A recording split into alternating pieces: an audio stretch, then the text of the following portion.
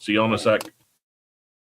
The following program is rated TV MAL. It contains strong language and is intended only for mature audiences.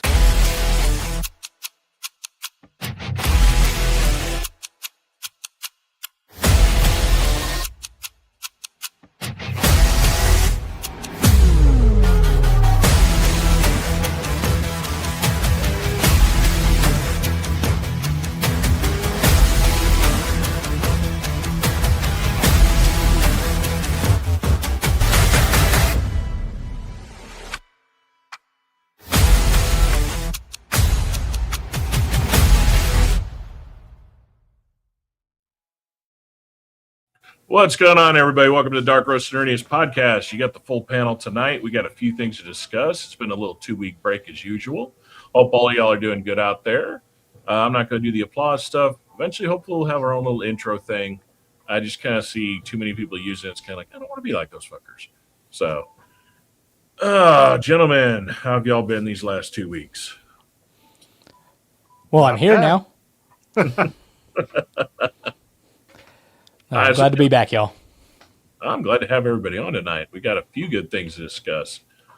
So we got our usual 2-week recap we're going to run through. So we're going to power gauntlet through a few things. There's some pretty cool stuff coming up. Some streamer drama bullshit to kind of laugh at and pray that somebody's going to finally get the ban hammer the fucker deserves. So first one we're going to go into right now is for entertainment news. You got, anybody got a cricket sound ready to play? No. The Oscars are coming up. Chirp. Yeah. The what? Who gives a shit? Half of the people on it I don't like. Half the movies are political bullshit. And we already know if they're going to pander and suck everybody's dick, it's going to be Sinners is going to sweep, and one Antifa after another is going to be the second one. So, you know. Your statues are made out of brass. The only one that I've seen on the list that deserves any credit is Guillermo del Toro's Frankenstein. That's about it. If that does not get cinematography, that's some bullshit. And Sinners does deserve it in some aspects, especially special effects. You watch the behind the scenes of how they put both of them in the same scenes. That's some flawless fucking special effects and editing. I will hand them credit on that. And it is a good movie. It's just I'd rather it win on being a good movie and, not the usual bullshit. So other big news we got here. Taylor Sheridan's new show with Michelle Pfeiffer and Kurt Russell called The Madison finally dropped and apparently has a hell of a fucking opening. If y'all hear some gurgling and everything, I'm making coffee to the next me. So bear in mind, it'll take a little bit. Movie like Hoppers and shit are doing well. Apparently the ICG Publicist Awards, Sinners, and the TV show The Pit took top honors. The Hawk teaser dropped with Will Ferrell apparently playing a golfer. I mean, I guess some people are going to care about that. Me, it's always Will Ferrell playing Will Ferrell playing Will Ferrell playing Will Ferrell. It's kind of the same shit.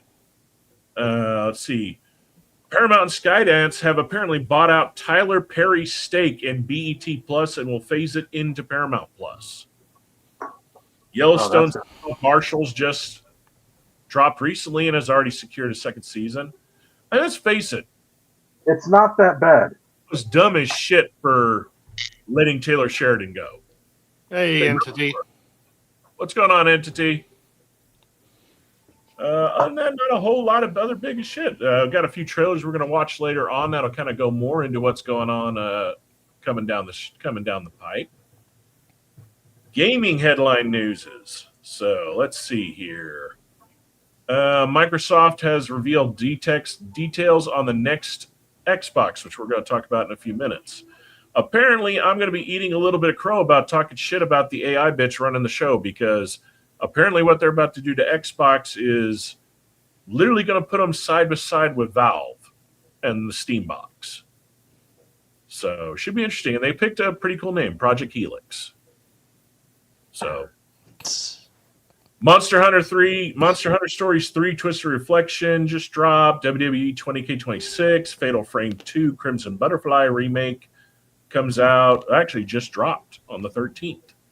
Let's see. There was something here I wanted to see. So Claire Obscura Expedition 33 leads the nomination for the 2026 BAFTA Game Awards. And then, of course, Marathon, a whole bunch of other stuff dropped. Hey, Jane Hopper, how you doing? So we're going to hop into the first one. A little bit of... oh, shit. Wrong thing. No, stupid thing. I hate stuff. Yeah, go figure. Wouldn't be our show if shit ain't working right. So, What do you mean? It's flawless. Streamer drama bullshit kind of went down recently. Does it have us on the new one? There we go. That looks the new one. Yeah. Now you people watching Vertical will see a little bit bigger screen of what we're seeing, what we're showing. Vertical doesn't exactly. So let us know. Are you watching us vertically or are you watching us on PC? Because apparently the way YouTube's doing this thing through how we're doing it, we have two streams going simultaneously. One built for vertical and one built for if you're like on a TV or a console or a tablet. So that said, why does that look grainy as all dookie? Yeah, so for some reason, hold on. Give me a second here, people. Yeah, it sounded like we all just went into a barrel. Yeah, it's doing some weird shit. So let me reload this. So this was apparently Asmund. Hassan says, enjoy PTSD. Why would you do this? Does he want to get banned? 15 years out from Iraq, No. eat my balls. Do you even have your balls remaining, or did a fucking IED explode them for you, dumbass? Shut the fuck up talking about Islam. You are an infinitely bigger terrorist than any random Muslim ever could be. Oh, you're watching Shut on your YouTube, bitch nice. ass up. Do we want to look at the terrorist attacks that have happened? So I'm not going to show the full video just because some people like Asmongold, some people don't. So to sum it all short, veterans are a protected class on Twitch. And Hassan Piker just basically told a guy, go get PTSD, have fun. Proving again how much of a douche he is, and then literally decide to attack his own audience again, saying that they are the toxic reason he's losing sponsors and losing all this shit, rather than, basically proving the big-ass Nepo baby bitch that he is, can't accept fault for the fact that he's a douchebag. Yeah, completely forgetting the fact the reason why he can put food in his mouth at any point in time is because of his fans. Yeah. Well, I mean, why respect them if you can insult them? True. Yeah, well, if they're dumb enough to keep paying for a subscription and watching his ass, so be it. I just find it hilarious that let's see if he gets banned because Frogi Yogi, the Jabba the Hutt, she got banned for saying the same damn thing. So let's see if they hold to their standards. They won't. Not for him, not for the golden boy. Yeah. I'm just glad I'm not the only one coughing today, so I apologize to y'all in advance. Yeah, man, fucking Texas shit in the air. I've got my milk. Look, a lot, Good. Your milk. a lot The of flu you, took me out last week. It was not fun. I don't know.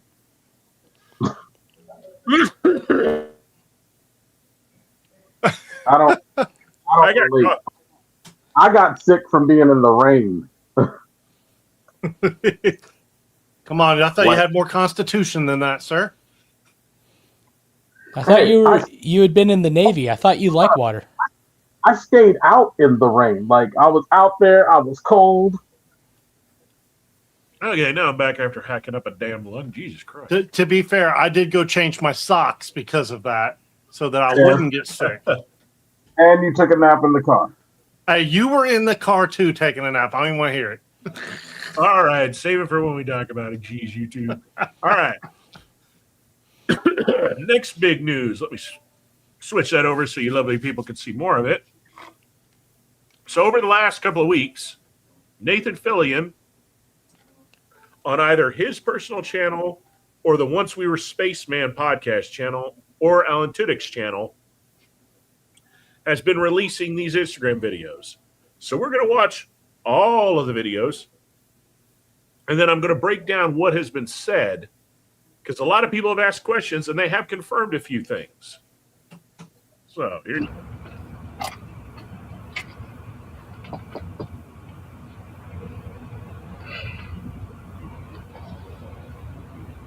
Oh, wow.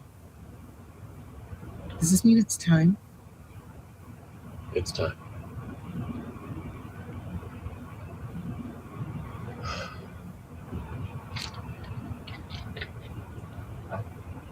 Okay.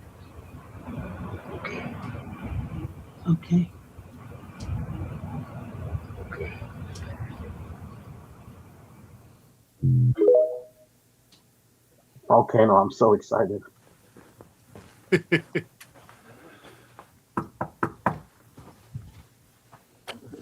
Even if it's a fucking cartoon, I'm happy. Right? What? Wait, are we? Yes, we are. Shiny. I was hoping you'd say that.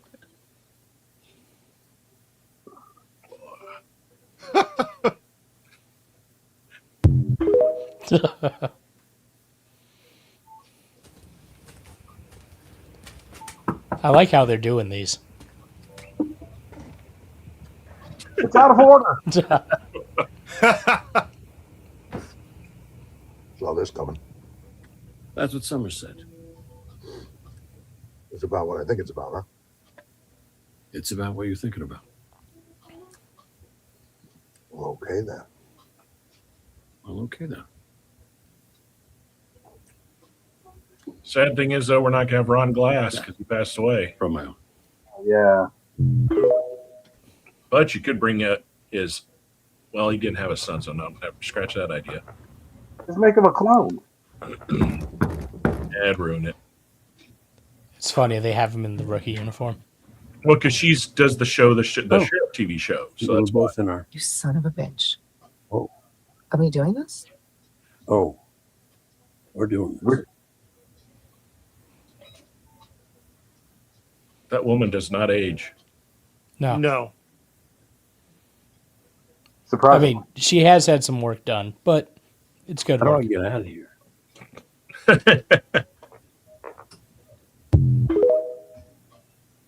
So yeah, whoever compiled these did put them out of order, but still good.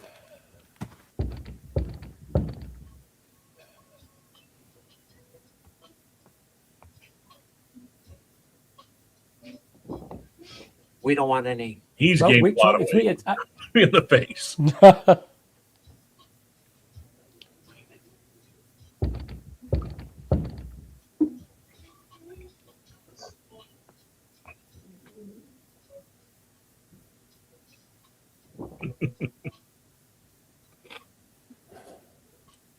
Ah.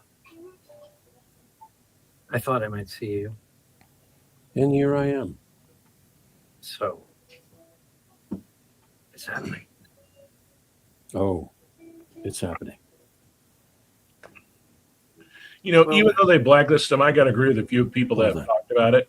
What would really make this is the day of the event, the announcement, he knocks on another door, and it's Josh Whedon's door.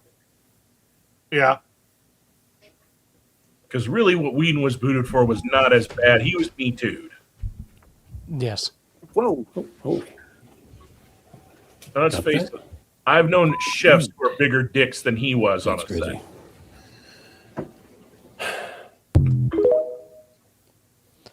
What? No, No, chefs are totally rational people. Female chefs that were bigger dicks than he was on set.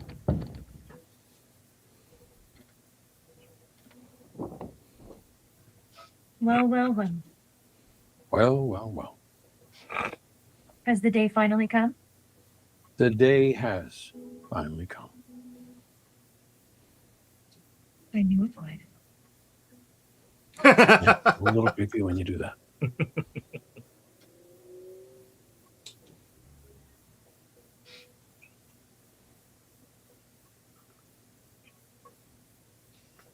I like how they're all a little in character for it.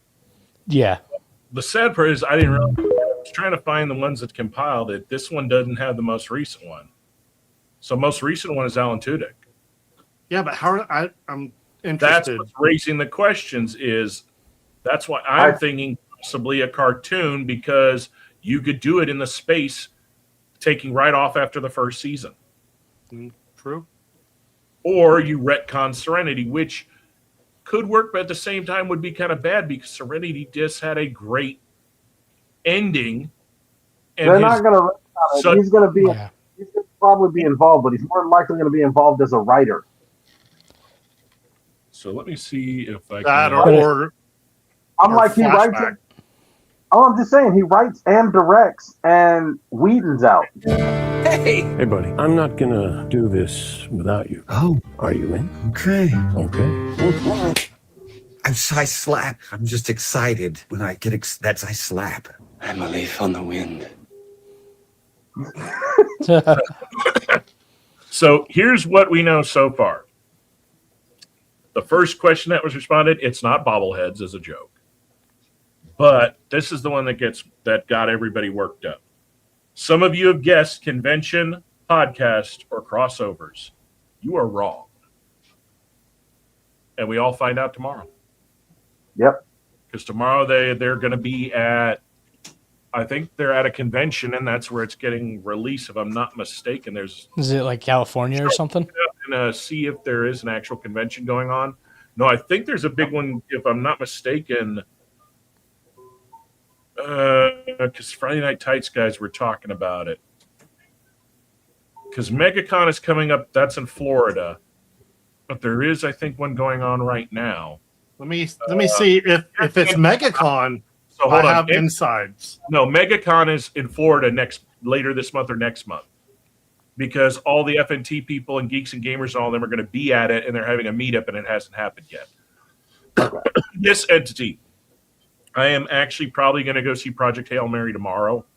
And yes, I am definitely looking for Invincible, the next season 4 of Invincible. And I don't know where you got the 20th. I thought Project Hail Mary is already out. Because everybody's been talking about it, unless they all got early. They got early access. It's all the reviewers and shit. Oh, the people It's all the people I don't listen to when they talk about it because they get paid. Okay, so far, entity, everybody that has seen it, like other than saying, there were a few little deviations from the book here or there, but it's not deviations that would affect the main thing of the story. They've all loved it. And I was blown away because if you follow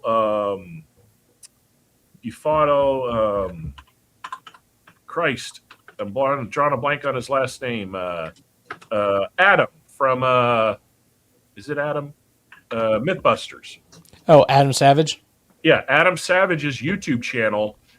He has been doing like the last few days, the videos he's uploaded is he is on with the physical props and sets from that movie. And what blew my mind is everything you see in those trailers, entity, even the little rock guy, are real. They use no CGI in any of that. It's animatronics and robotics. The full sets were built. The only thing that's, of course, CGI is all the space shit. Well, the space around the space of space. Like the scenes with him doing the 0G, that's all wire work on one of the big what do they call those damn big screen rooms now? Not the green screen, but the one where they've got the TV and all that other stuff. Yeah, they've got a specific name for them, but they use I those. forget. Yeah, it's the one that Filoni and all them were using in Mandalorian. Correct. Yeah. Okay, I got news. It looks like Nathan Fillion is at AwesomeCon this weekend, along with Alan Tuke. That's right, because they're doing a live show of the Once We Were Spacemen podcast. Kathleen Sutherland, yeah. So it's going down there. They're releasing going down there. The panel that they're probably doing the live podcast on tomorrow is when they're going to say whatever it is. Gina Torres, yeah, I'm seeing them all here as I'm scrolling down. It would make more sense for something animated simply because as they get older, the characters physically do not age. So as voice actors, it make more sense. Yeah. Well, I mean, that's what we've argued the whole time when we thought it was coming through. Firefly video. Anything. Any fucking thing, I'm happy. Guess who else is there with them? Who? Adam Savage. Oh. That would make sense. That's cool. That's one person I would love to meet. I would love to meet him, and I'd love to meet Jamie Heineman. I've never met either one of them. Yeah, it'd be cool. Every convention stuff I ever worked at, neither one of them were at. This This I mean, as con a is huge in Star Wars guy, I would Washington, love to DC. meet Adam. Okay. What's up, Walrus? The con. Oh, go ahead, Walrus. Oh, I was agreeing with you that meeting Adam and Jamie, but mainly Adam, would be really cool, especially as a Star Wars nerd, and just knowing how much he was involved with everything leading up to the Disney acquisition. Yeah. So that's it right now for the main entertainment and gaming news that I was able to round up for the 2 weeks that kind of had any note. Everything's kind of, the rest of the stuff is all just kind of carryovers and speculation stuff. The Xbox news we'll talk about after we got two more stories to go through to catch up on the 2 week roundup. The next one, Shark, take it away. It's yours. The gentlemen, all of them were at a Airsoft event this past weekend. So Where's A-Ball? A-Ball was there with me. I guess I will. Oh, well, tell you what, we're just going to go. Eight Ball, is it already time to look towards Mecca? Where did you go? Wow. I couldn't pass it up. I'm sorry. My brain went to a dark spot. And I was like, fuck it. I'm rolling with it. All right. Well, luckily, even though I didn't get a lot of photos, James didn't get any photos, but out there was a group called Black Wolf Video who does all the AMS events now. And so they did a bunch of pictures out there. They do good photos. They do pretty good photos. Yeah, I will give them that. For as small as those are, like all of them, I am not having any issue telling what I'm looking at. Which, that's because they all blow up. Well, no, but I'm just saying, you know what I'm saying? You know how it is as a photographer. If you're looking at the smaller shots and they look like shit, sometimes the bigger ain't going to do anything. But if the small looks good, you know the bigger's going to get better. Yeah, exactly. So testament that they know how to take photos. Correct. And somewhere around here, I can't find it all of a sudden now. There was proof that 8-Ball and I were out there, but I'm not seeing it. Yeah, it's not. Now I'm not seeing it. Well, my evidence is this nice nifty T-shirt that says X1 on it. Yeah. Oh, and of course the 60 round airsoft. Yes. So for those that don't know what this event is, Shark, how about you give them a quick backstory on what AMSX is? All right. So most airsoft events that you go to, it is literally a war of who has more BBs in their magazines and can just hurl them as fast as humanly possible out of their machines. What was unique about this event was that each magazine only held 60 rounds and you were allowed 5 magazines, which means that in a sport where accuracy is not exactly the greatest thing, it's not horrible, but it's not the greatest thing, you have to make sure that your shots count for more with the few that you have. For average, these magazines, like James was just showing you there, 60 rounds, most of them start at anywhere from 140 to 250 round magazines normally is what will be run at an event. However, this picture right there, as you can see, A-Ball sitting right there with a big old grin. The weapon I have there is actually a gas blowback weapon, which only holds 20 rounds. I was able to run that weapon because of the low capacity magazines that everybody else was running. So actually made weapons like this viable. It's a game that actually made classes work. So your sniper class was good, even though I think there were like 4 snipers out there. Sniper class was a good class to have. The LMG class, whatever your magazine could carry was whatever your magazine could carry. And then with AMS, one of the things that they do versus most other airsoft groups is you can't reload out on the field. So you can't take a loader and reload your magazines while you're in combat. You have to go all the way back to spawn or back to your fob to do that. Which is typically anywhere from like half a mile to a mile from where you're fighting. Well, in this case, it was I want to say he said it was 125. It was like 125 yards. But that's not bad. So not bad. Yeah, but it was uneven. It was uneven terrain, and fat people. So exactly, fat people with bad ankles and knees. And then it was rainy and wet, We did have one downfall. So let me swap over here. Entity put, I don't think people would like me at that event. So, if you ever want to go, man. This was the location we were supposed to be able to play at, was from here to here, which was, quite a long distance. Unfortunately, we got shoved down to this. Oh, right here. Really?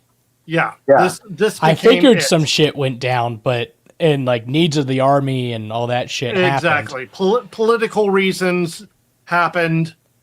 It wasn't any fault of the people who put on the event.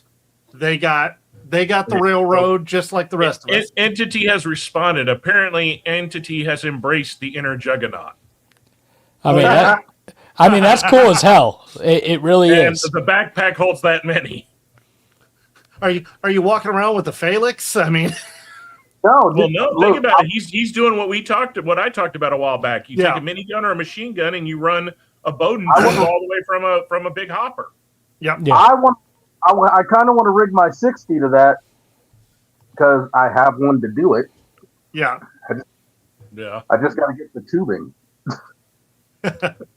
But overall, I mean, we had a shitty situation happen because we lost the big field. They had to change stuff last minute to accommodate the new field. The weather was uncooperative, but we still went out. We still put up an effort. They Saquon Barkley with the way they pivoted, man. It was phenomenal. And there were a couple of fun runs. Yeah. I mean, it sounds like they pivoted much better than TCA generally does in that situation. I would agree. I'm not saying nothing. I'm not going to bash TCA because I love TCA events, but yeah, no, I agree. We go to both of them and we love them. Yes, this was one of those pivots where you have to celebrate the way that they did it because it was done professionally and just you'd almost think there weren't no problems. I will say this when it comes to TCA. I like Sal. I like the people, all the people that work with him that I've met. Yeah. His admin staff is good. I don't like the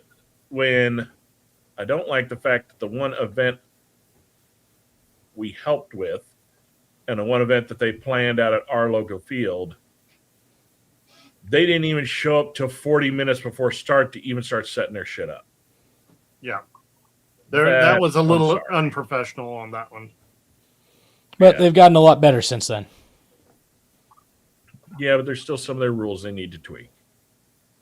I'm sorry. When you got one team that is like holding GTI the entire roof down and has the whole main building on lock, and the other team's like, they go up, they just murdered all of you, you're all dead. And you're like looking at them like, fuck you. To be fair, what they're trying to do is they're trying to push the game. But what we did, because we had a situation like that at this event where we had gotten pushed all, like we were just sitting in our spawn. So then the guys walked over and said, hey, we're going to push back out of the first two buildings so that you guys can push up. And then we want to fight. And then we'll get into a gunfight. Yeah, that makes sense, but to sit there and have people even undercover to where something like that would not have even affected you, you literally just take two squads off the fucking field just so the one squad who can't shoot for shit or understand get to your goddamn point of interest rapidly. I'm sorry, that's their own shit luck. They want to run something and do better, play better. Hey, I'm in agreement with you. Casually walk while you see the other team booking ass. What do you think's going to happen? I agree with you. I'm 100% on your side because my team did that at this event, and we got pushed. We got with the slow, with the slow and hard. Because when they pulled back out of those two buildings, they pulled back out of the two buildings. Basically, waited like 2 minutes, and then ran back to the buildings to find that none of our guys pushed up to the two buildings. Oh gosh! And unfortunately, at that point, A-Ball and I are going back to spawn so that we can come back in. But see, that again shows they, like you said, for a first event, they had some adverse things happen beyond their control. And from what it sounds like, they did pivot well. Way better than other events we've been to, that I've been to, and that you guys have been to, that people, how to put it, should have been able to pivot because they've been doing it long enough, but didn't. Lions Claw. I'm not shocked about that entity, but then again, it is not very hard to get banned when you're doing anything at a high rate of fire. I mean, think about it. How many fields won't even allow AA-12s on them at all? Yeah. Hell, I know fields that won't even allow Marui pumps. Well, I mean, y'all watched me in the mortar, and how many people were just like, "Yeah, we can't have that here, guys." You know, I mean, granted, we were doing our shit safely, and that's I will stand on business when it comes to safety and airsoft. Is innovation is great, but you got to be safe about it. And unfortunately, there's way too many in the community that do not understand that. Yeah, but there's also things like where what entities firing, if you see somebody you know they're coming, why ban them from the field? What you need to do is say, hey, if you want to play on this, instead of playing as a regular player, I'm going to utilize you, if you want to play with that weapon, to do something specific.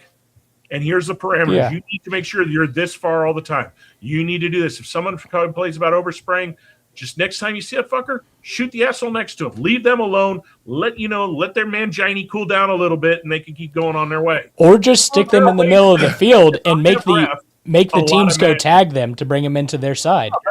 That's a game mode, and a lot of the fields that I've played at, from California to here, a lot of them would do that. It depends on your field, your refs, and everything else as far as that goes. So that's not even a thing. But on the bigger scale event style things, they technically can't do that because they already have their game modes and the game plan if they're professional about it. Yeah, but what you're saying too, also when it comes to bigger events, there's already a parameter set of what can be played with, what can't be. Right, yeah, because something like that doesn't fit within a class that currently exists. I have been to so many different times to places like, D14 or 878 and talking to people, Texas Paintball, all these different places. And you'll get a myriad of people complaining about one ref or another, or they got the one ref that everybody loves when they're there. I could sit there and say that all the times I repped at Mission, all I got was compliments from people. But, then you got people like the ones that are there all the time nowadays. Mr. I'm going to walk around my 6-shooter like I'm Johnny West. Yeah, like the reason why I don't go to Mission anymore. They lose people going there because of that. I'm not going to say names of the location. We all know what I'm talking about. Yep. But yeah, that's where you don't need to. The only time somebody should be banned is if they are egregiously trying to hurt someone. Yes.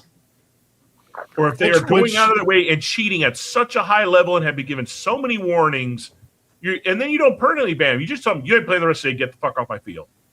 And if you do that next time, we're going to have, then maybe you will not be invited. You will not be allowed back. Well, and then when you hear people who say that, like at this event, there was an individual who, when we were sitting around BSing, said straight up, hey, I'm out here to hurt people and relax. I'm like, why? No, you don't. That's not what the sport's about. Relax, yes. Take the stress out, yes. Not hurt people. No, if I had been there in their shoes and I was a ref or an event planner and heard somebody say that, I'd instantly walk right up and say, you're not getting a refund. Pack your shit. Get the fuck out. And don't ever come back to our events. You are here for the wrong goddamn reasons, and all you're going to do is get someone hurt. Well, and luckily, the individual plays differently than he speaks. But still, you can't take that risk. They're lucky they allowed them to play. Yeah. Anybody didn't say anything and kick him out immediately because you don't know. Yeah. That's the problem. You don't know. I mean, look at how many videos we in the past that made millions of views and put a bad light on airsoft of people starting and getting into fights. And oddly enough, every time it was like the 4-foot midget you would think wouldn't have gotten in the damn fight. My favorite one was the one that was out in California with the little midget, little 3-foot tall. I'm a Sareño.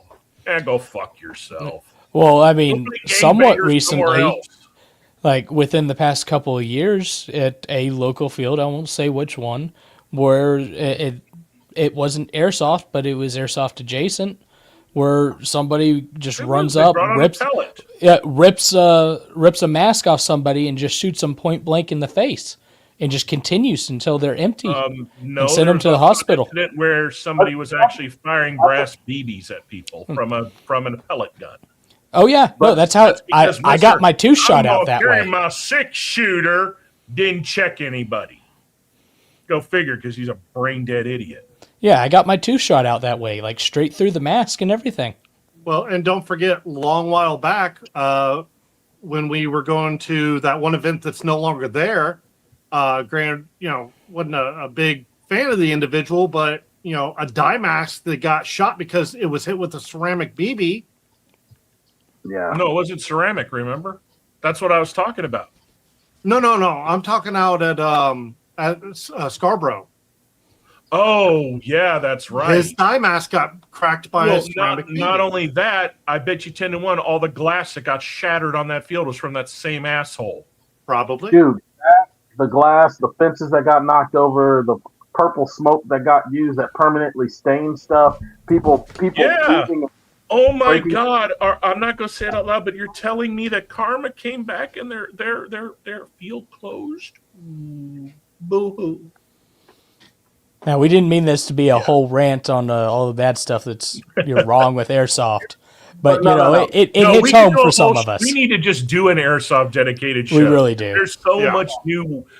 Dude, what is the name of the show that they just did in Korea? Is it IFW, IFE, IFA? Oh, the like world. The one I sent you the videos from, the one that's in Taiwan, the big show in Taiwan. Yeah, it's like the world championship stuff, right? No, well, they hold the world championship there, but it's basically the shot show for airsoft only. Yeah, I hold on. 8Ball's trying to say it. What are you saying? It's IWA. IWA. Yeah.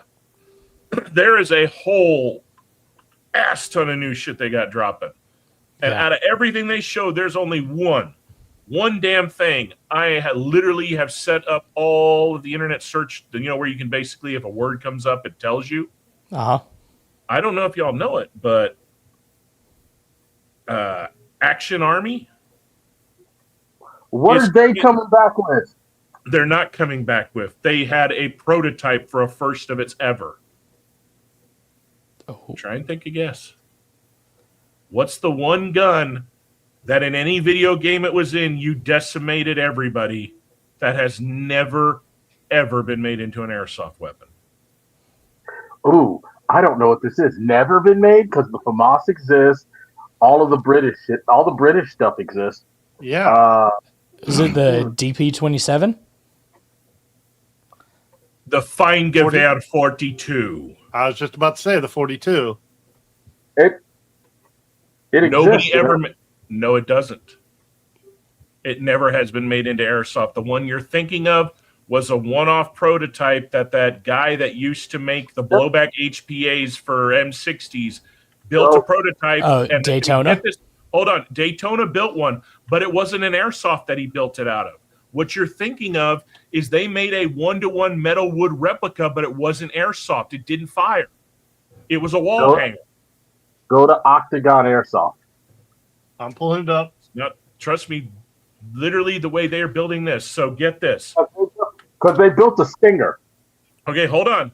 This is going to be AEG, a gas blowback, and from the factory HPA option. Really? Oh, all three. That'd be dope. That's definitely going to be dope. Okay, we do have all to do... metal, all wood. Yeah, I've been waiting for that gun for forever. How long before they MTW it? Well, what they showed hanging on there was the actual the mold for the actual CNC process. Okay. So they've already got the prototype done to produce the first physical metal variant. So then it's just all the work from there.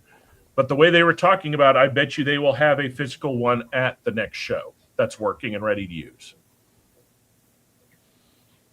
Entity, yeah, it's a great thing. And the funny thing is during the COOF, the 2 years, we all got to stay home and didn't want to, a lot of people picked up on the fact that you could buy the real steel counterparts of airsoft and be in your backyard and keep your skills up and, not be terrifying your neighbors too much. Yeah. Unless you lived in New York on a rooftop. Right. Or if you're in LA on the rooftop and happen to be Korean. So evidently, those there was a weren't very airsoft. limited run of a FG-42 made by Shoei. Told you. Yeah. But we're talking limited run, as in, do you know how many have ever come up to be sold? None. None. None. Scott has been looking at all the Japanese websites for 5 years and has never seen one come up. It never made it to the States. Yeah, no. No, that I believe, but that's because a lot of stuff that gets made in Asia, made in Europe. Look at it closer, Shark. Was it even an AEG? Yeah. Scott was talking about it like it was a Springer. Well, I see one that was HPA. Somebody got a hold of one and HPA'd it. Took one of the bodies and retrofitted the hell out of it. Yeah. But it looks like AEG. But yeah. So in a sense, you are right, 8-Ball, but at the same sense, I'm kind of right in the fact that it was never they never have mass produced one.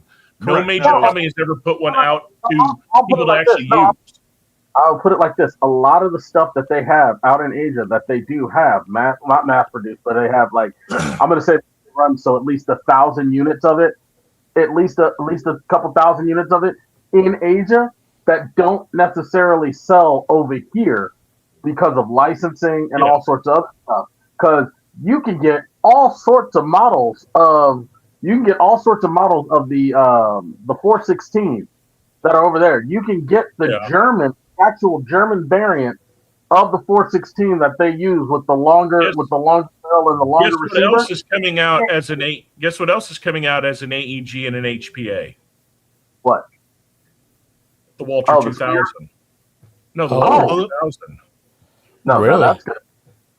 That'll be fun. Because they've had a spring variant and a semi. Ares came out with. It wasn't really an AEG. It was some weird hybrid thing, and then of course they had a Springer variant for a while. It was a great collector as a body, and then if you were a tech, you could tech it so that it would work. But most people didn't do that. They literally just bought it and then just had it in their collection, and they wanted to resell. And again, Shoei did make a W2000 many, many, many moons ago. That was one of the first generation of what became what we know as HPA down the line. And those do pop up on the auction sites every once in a while, but they're like $3,000. You know what one I want that you can't find either? There was a very limited run of the Calico M100. Yeah. I would totally get that. Entity, I don't know if I'd want to wear one of those. Screw that, man. That's too much that is too much weight. That's too much weight. It's too hot. And then you're going to get all the assholes that are going to be like, hey, we're going to make sure you fucking feel it. I'll rock it. I don't care. Is there a picture of it? Put it up. No, if there's a picture of it. Put the. You need to be in our. I don't think Entity. You need to hop into our Discord, man, so you can share pics and shit. It's in the link. Just a shout out to anybody else listening. I gotta hand credit to anybody in a field, anybody at an airsoft event or a field that is in hot or humid that runs a jug. Or wears the gas masks. Okay, so being here, I will say this: there are a lot of people that show up to Mission, and not a lot of people that not a lot of people, but there's like a few people that show up to Texas Paintball. Will show up in the summertime with their Juggernaut gear, and they'll wait to see if the guys want to run a Juggernaut style game. So it's like it's once in a blue moon. Man, you had that kid that in the middle of the summer was wearing World War I German attire, the full wool. Yeah, wool stuff. Yeah. Like, how the fuck are you doing that? Like full wool, full leather, everything, the whole shebang. And I'm just like, dude, that shit's hot even in winter for Texas. Yeah. Yes, so, all right, that's it. Next show we are doing. We're doing a lot of airsoft shit. Coffee and airsoft. That's it. We're going to do a coffee airsoft because there really ain't, other than Hail Mary and a few things dropping, the end of March doesn't have a whole lot. Everything's hitting the next month. Yeah, I'm gonna. That said, we're gonna put a cap in airsoft for right now, and hop into our next story, because we haven't even finished the 2-week recap yet. Well, we had a lot to talk about, guys. This one hit the news articles the other day. So Nintendo is suing and a whole bunch of other companies off of the tariff bullshit. I'm not going to touch the political end of this. What I'm getting into and what pisses me off about this is they didn't lose any motherfucking money. Nintendo upped the price of every fucking thing they sell. They made their goddamn money. So why the fuck should they be entitled to anything unless they intend to give some of that back to every motherfucker that paid the price hike? The issue is this, and it's purely business. The issue is this: it delayed their launch. It delayed their launch of the. No, it didn't. It did. They just upped. No, they upped the price. They did. landed. And they were in the stores. It delayed. And not only that, they upped the price on. They're going to claim that it delayed. It delayed the advanced orders. It did actually delay the advanced orders. But here's the bigger scope: all the other companies that are joining with them. These are other people. My problem is, again, all the consumers are going to get fucked. And here's the bigger rub: Nintendo literally admitted when someone asked them this question, they literally asked them, "Now that these are going to disappear, and if you win, are the prices going to go back to normal?" And they literally said, "No, they're a business." Nintendo, look, I will never buy any of their shit. Look, they're a business. They're motherfuckers. And yes, they're mad about. They're going to be mad about Pikmin because Pikmin is. That's why I'll do all these emulators. Yep, I'll do all of them. I can do it all. Play all my great games I loved on all the original consoles. Hell, I'll even sail the seas for some of the new ones. But I ain't giving Nintendo none of my fucking money. No, fuck that. I hate that I sound like I'm. I hate that I sound like I'm. Yeah, you're defending him, 8-Ball. Why are you doing that? I will probably not see the next Super Mario in the theater solely because I don't want no money going to fucking Nintendo. Look, I hate that it sounds like I'm defending Nintendo. I'm not. I'm merely pointing out. Yeah, I'm what are you doing defending Nintendo? Playing devil's advocate. I am merely pointing out the loopholes that capitalism allows them to do shit in. Look, Nintendo gets to sue because other people get to sue because Dum Dum decided that he was going to fuck with the market prices. The last president that wanted to fuck with market prices and stuff was political. I'm just saying, it was John F. Kennedy, and one day he visited Dallas. So be glad that all this motherfucker's getting is sued. Well, remember, like Zoolander said, you don't mess with the fashion. They wanted their shoes at those prices. All right, on that same note, we're going to hop into our last, in a sense, 2-week recap that deserves a little bit of a special. I truly believe in being honest as much as 8-Ball and all of us try to be as we can. A while back, we were talking shit about Xbox, saying that it was probably going to die. Y'all were saying Xbox was going to die. I told y'all. Exactly I was hoping it was going to die. Yeah. I told y'all exactly what it's doing. I told y'all that. This came from. We're going to watch this. This came from Xbox Ready. So apparently, I don't know if all of this is launched due to the new CEO, under the new CEO's direction, or the ball was already rolling and this person's just kind of steamrolling it forward faster.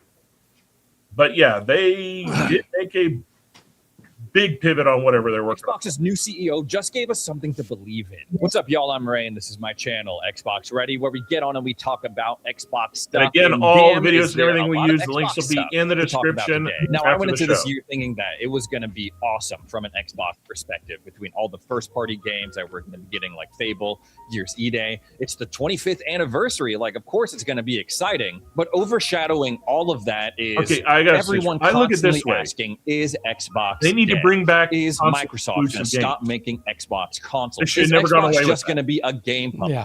And try as they might, Matt Booty coming out and saying, no, we're not just going to be a publisher, people were still skeptical. And of course, simultaneously, there's this whole leadership. Okay, now to pause real quickly, to play devil's advocate on those of us that were saying it was going to die. At that time, that article had not come out, and nobody was going anywhere in the direction that they weren't just going to be a publisher.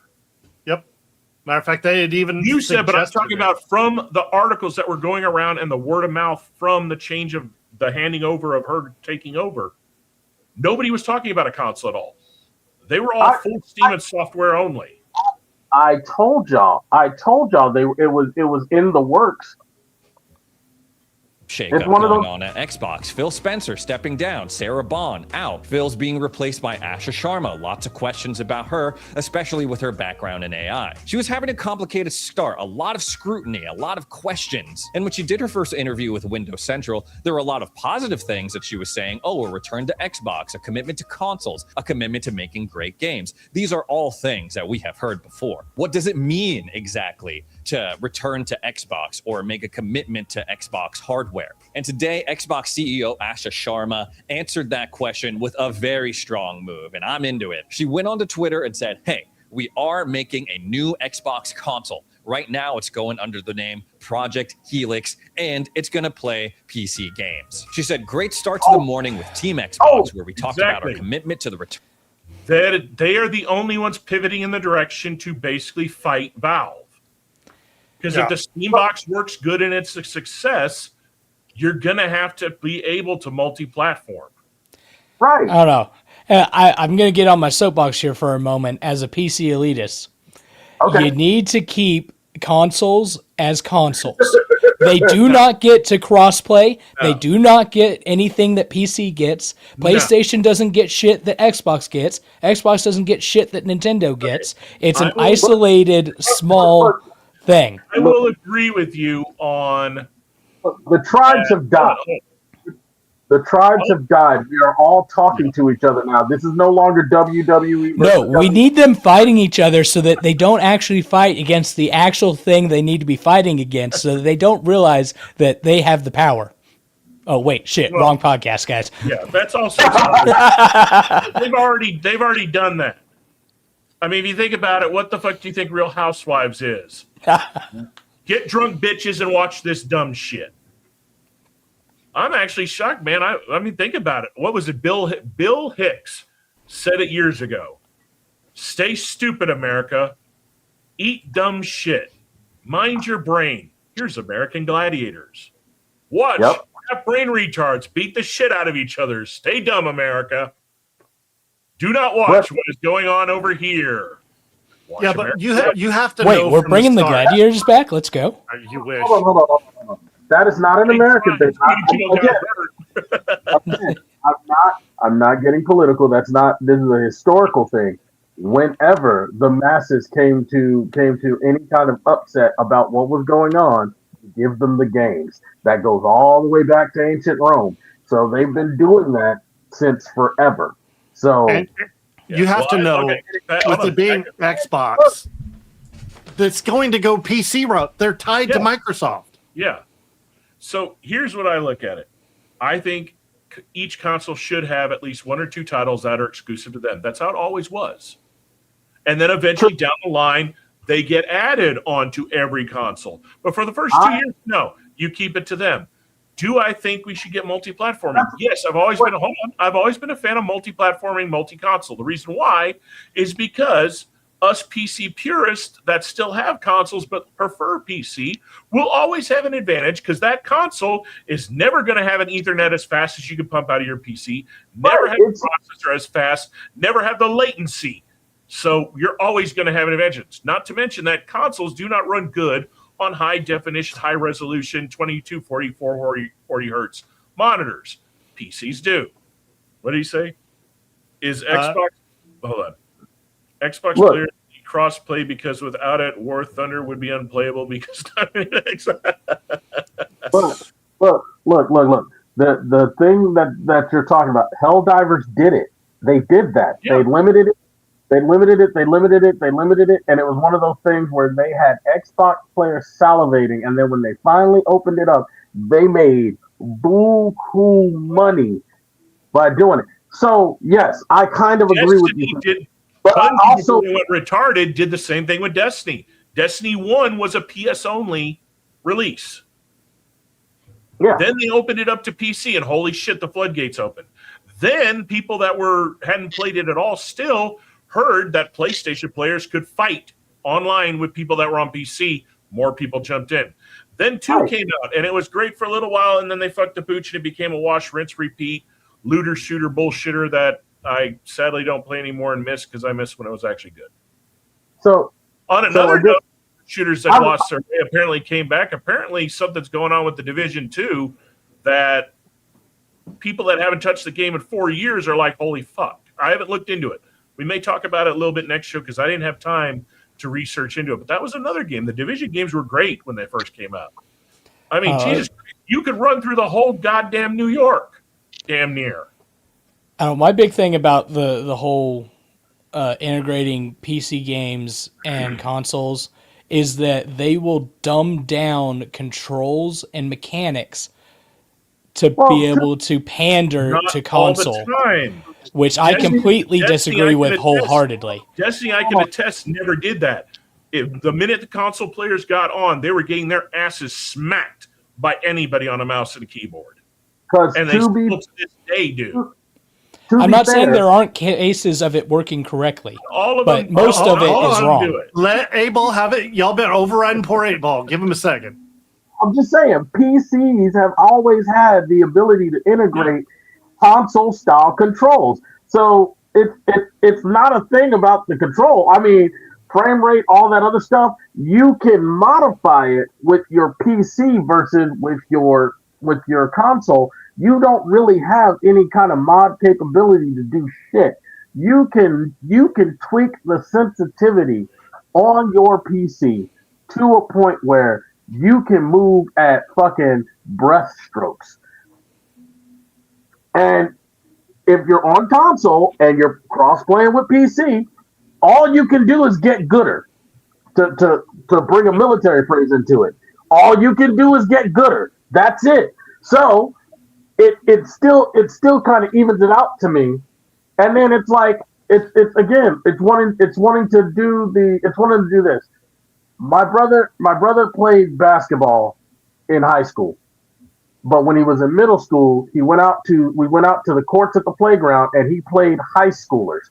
He never played kids on his same level. He always played kids a level up, and because he did that, he lost a lot. But when he played kids that were on his level, he was the fucking king.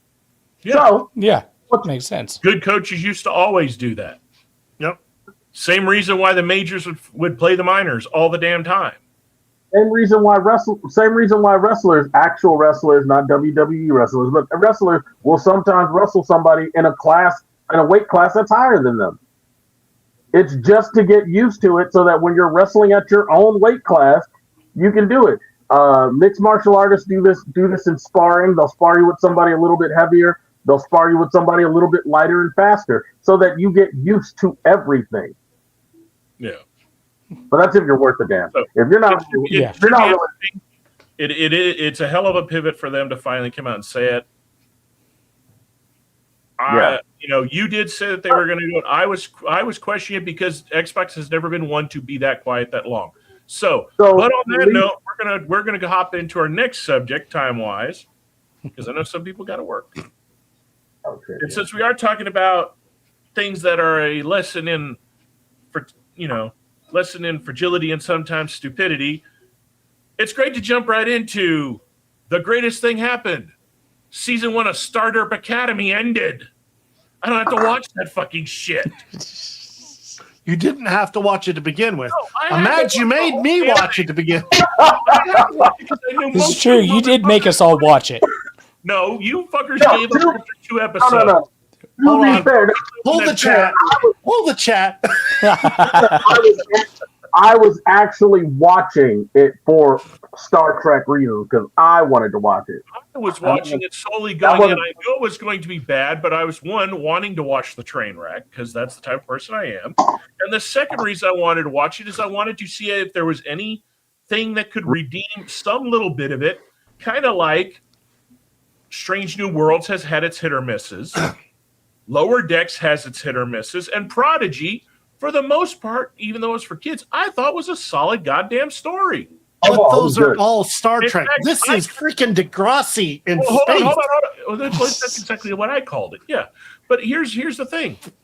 I couldn't understand why they went this direction when, honestly, a show I would actually watch is continue where Prodigy ends and make a more adult live action of it.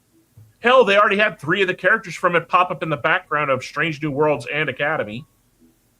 Hell, the Rocket character actually looked pretty good in Academy when they walked by. There's a new one coming out. It's called Year One. Yes and no. Well, it's on the block right now. Right now, all of Kurtzman Trek is paused.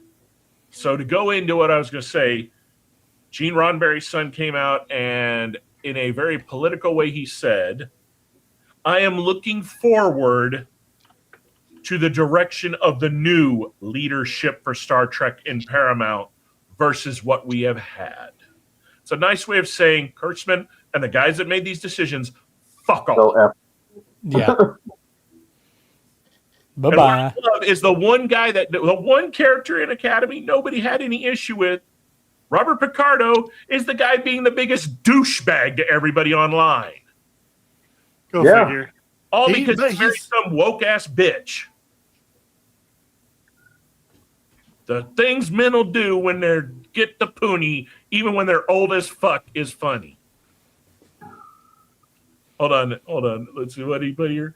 The only time I watch Star Trek is when I'm scrolling on YouTube Shorts and I see an interesting clip from a specific episode of the old Trek, and I get that's a great way to do it. I will say the one thing that this show did do good is a lot of people have created channels and a lot of people are talking about some of these better episodes from the past and are bringing up to the younger generation, you want to see great writing, you want to see great stories, go watch these. And it did draw in people to start seeing what this show could be like when you actually have competent writers, competent casting, great direction, great cinematography. You know, get away from this damn I want to act like I'm J.J. Abrams bitch and lens flare every 5 fucking seconds everywhere. On the flip side, though, Paramount, I will say, has kind of lost their shit. I'm part of a Star Trek group. We have a Facebook group that references, because our local ship here in Texas references an original series item. It's the shuttle USS Galileo. That's the name of our ship for the Texas area. Mm-hmm. Paramount has actually sent a cease and desist to Facebook telling them to get rid of our USS Galileo group. And go fuck themselves. See, shit like that is where fans like. That is one thing I will hand for as big a douchebags as Disney is. I know, right? They are not going after all the people with the Star Wars stuff that they could. The mouse knows better. The only thing that they're getting upset about is that the AI films coming out are showing them films they should have made and are doing a damn good job at it. But Paramount they're literally sometimes as bad as Nintendo when it comes to that shit. Yeah, I mean they killed Axiom. Axiom would have been a great fan film. When a planet the Voyager. Oh yeah, that's been done a couple of times actually. You had a shipping thinking as a god happened in Voyager. It happened in Next Generation. Oh, Voyager. Yeah, Voyager Next Generation. Oh yeah. That's basically where the Prime Directive is supposed to come into play. That's why you're never you're never supposed to interact with a species that is pre-war. Yep. Or in Star Derp Academy, any species period because they're all retarded. Yeah. I can't. So as anybody that watched the previous show, a certain gentleman here cannot defend it no more and be eating some crow. How'd that crow taste? I done seen about everything until I saw it. Well, hold on. I told you, sir. Only Shark got that reference. Only Shark got that reference.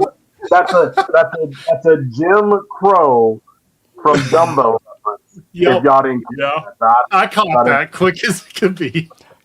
I actually didn't hear what you said about it. I done seen everything. It's just Yeah. No, I got it. When I see But- an elephant fly. All right. So which episode did you hit that got you from where you were last time on the show to now that you were like, oh shit?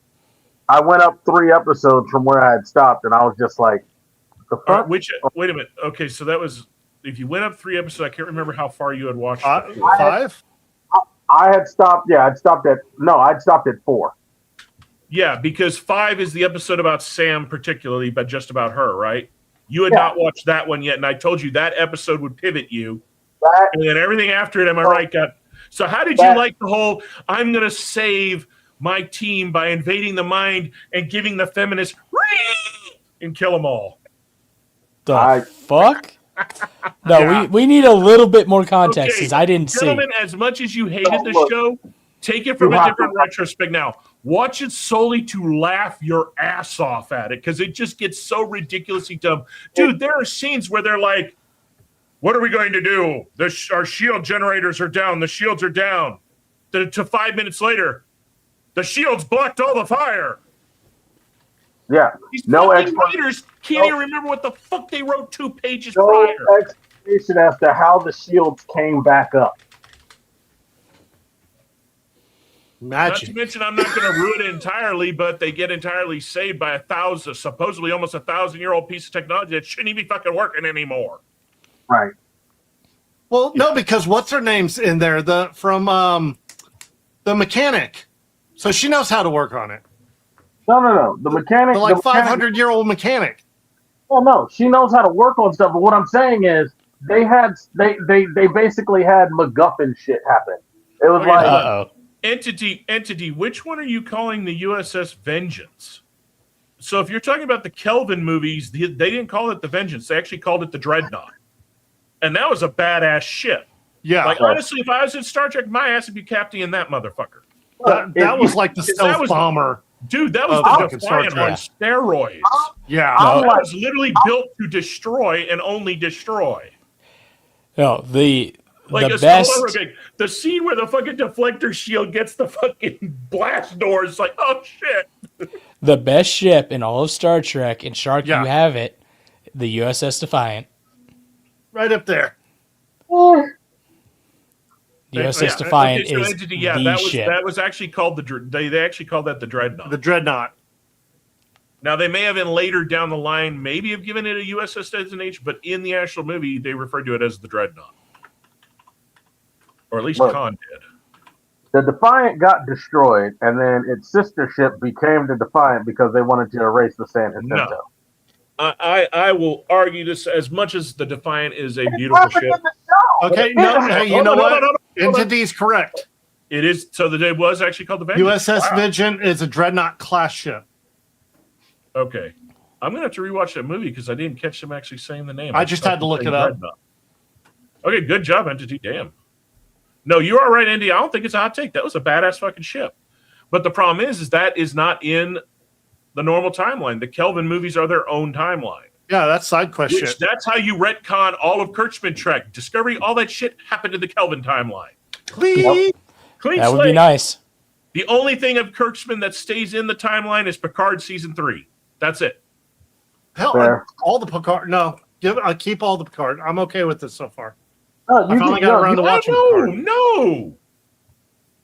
The fucking Borg getting pussified by. Oh no! And then you have Data having a daughter. Like what the fuck? No, Data. That's not Data's first daughter. Yeah. Yeah. Data's had a kid before. Data's had several kids. Yeah. So is Lore. Yeah. But I'm not as deep as you guys. Okay. Okay, so hold on real quick. Stay on your side of the fence, sir. Hold on real quick. On the ship thing, my take is the Defiant is a beautiful ship. I love the Defiant. My 2 favorite ships is, oddly enough, out of Prodigy, the Protostar. Just because of what it is so unique. The second one, but my all-time favorite, and Shark, you will have to give the designation name because I don't know it. Okay. I can never remember it. Riker's Enterprise with the Lance weapon. Oh. Isn't that was F? It's the Enterprise J something retrofit. It's a it's a specific retrofit. to the J. Oh man. Did I just stump Shark? It was like a military variant of the Enterprise. No. wasn't It wasn't even a military villain. No, it was a Riker. retrofit. Riker did not want to go to the next jump, the whatever they went to after the Enterprise J class. It was the original Enterprise. That's Picard's Galaxy ship. class. Yeah, Galaxy class retrofit. It's the J retrofit Galaxy class something or other. Yeah, X or Galaxy something. X. Yeah. And later on, the main dude of Starfleet, the one that runs all the admirals, his ship was a 3 nacelle double decker that had 2 of those mounted on the top. Remember? Mm-hmm. So I'll tell you- Riker and his ship were the only ones that had those lances because they used so much fucking power to fire. One of my favorite As you all-time saw in that ships. one episode, it just cut ships right in half. Yeah. My favorite, honestly enough, was actually from Voyager, where they had all the Borg modifications and the retrofit of the Voyager. That thing would have given the Defiant a run for its money every day of the week. Yeah, because that thing had what? It had advanced. So not only did it have advanced shield, it had advanced plating. And then it had the first weapons in Star Trek history that could auto-regulate their phase cycles. Because it was Borg technology linked in, and also its skin could heal. Oh, that's right. Yeah. I don't remember that piece. Damn. Yeah. That was the only way. That was the only way they were able to fight those other aliens. The ones that the species, ones from outside the Ace 472. Yeah. Yeah. No, I mean some cool shit. But yeah, y'all need to watch it just as a hate watch. But giggle. You will. I'm sorry. As much as I hated watching it, there were a lot of times I was giggling, not because what they did was funny. I was just giggling at how stupid of what I was watching. It literally looked like it was a high. Well, it was what it was. A really bad. We spent way too much money on this fan film. Euphoria Space.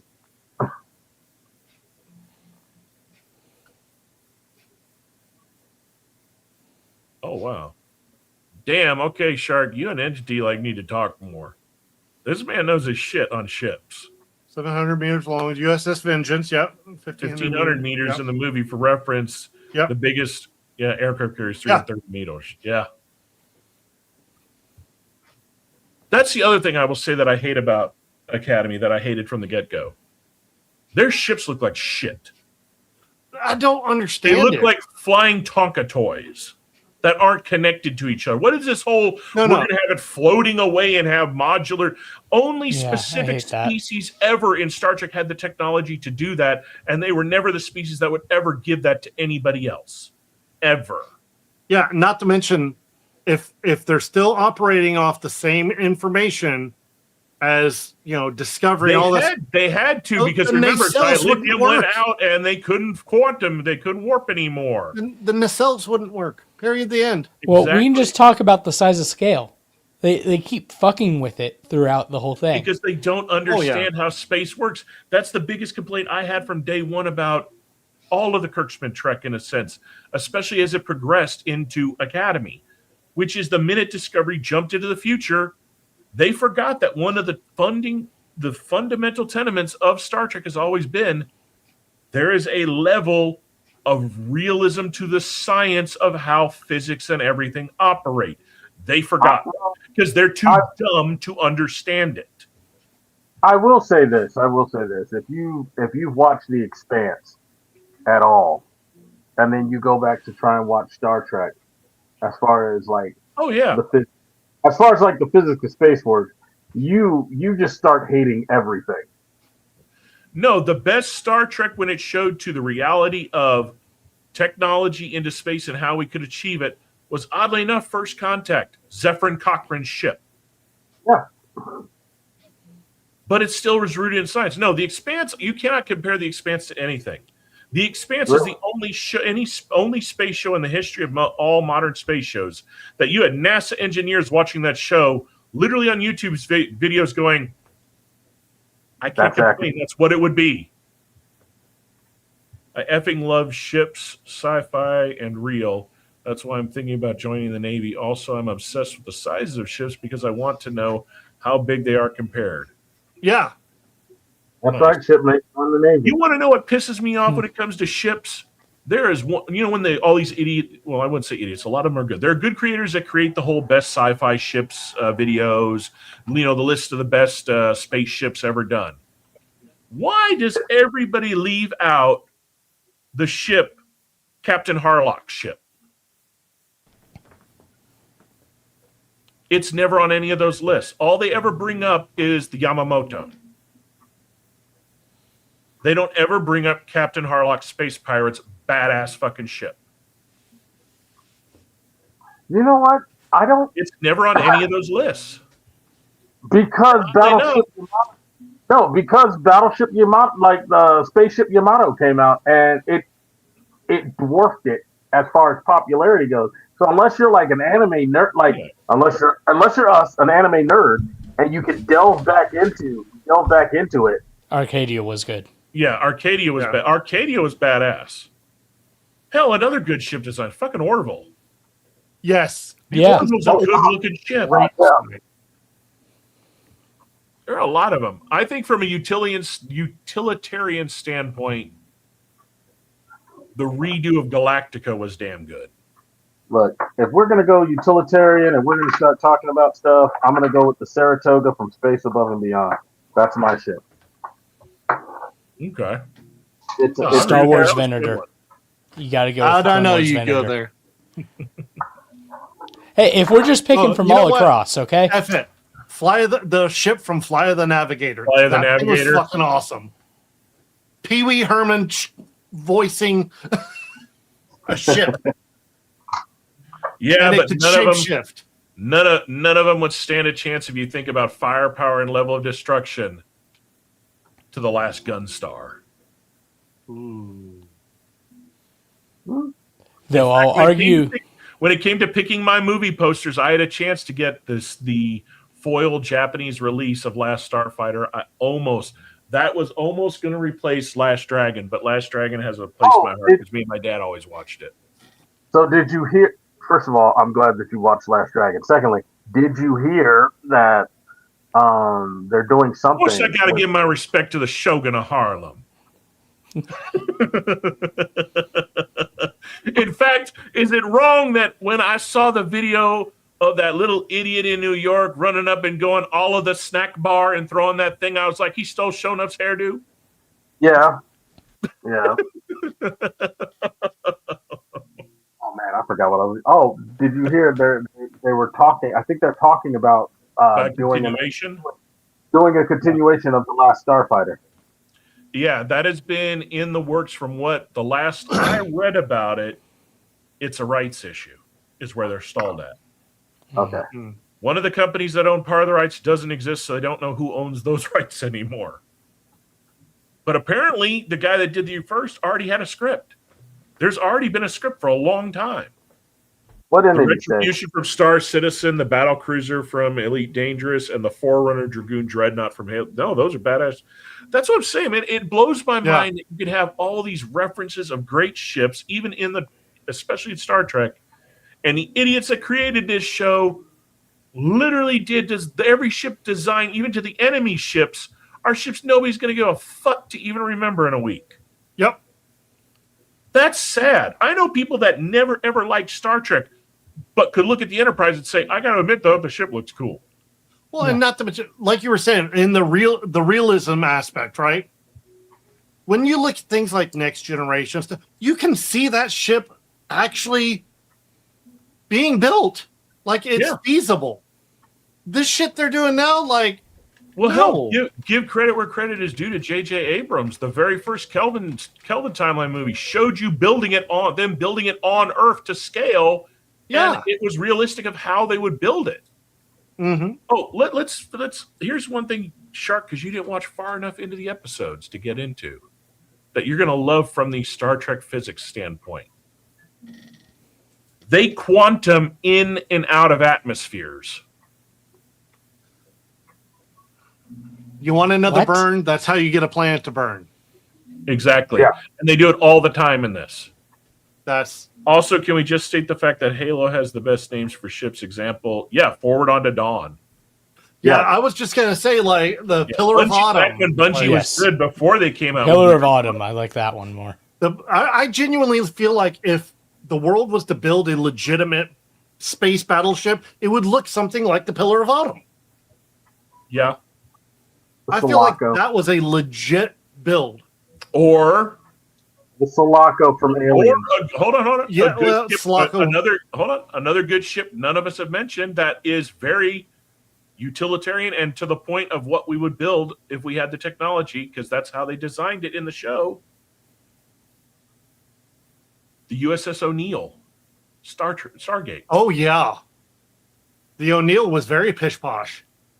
It was thrown. You could tell it was blocked together. It was built on Earth. It was built what we could build, and the only thing that separated it apart was they gave it the Asgard weapons. The Rosinante. Wait a minute. The O'Neill didn't have the Asgard weapons. It was the Hammond.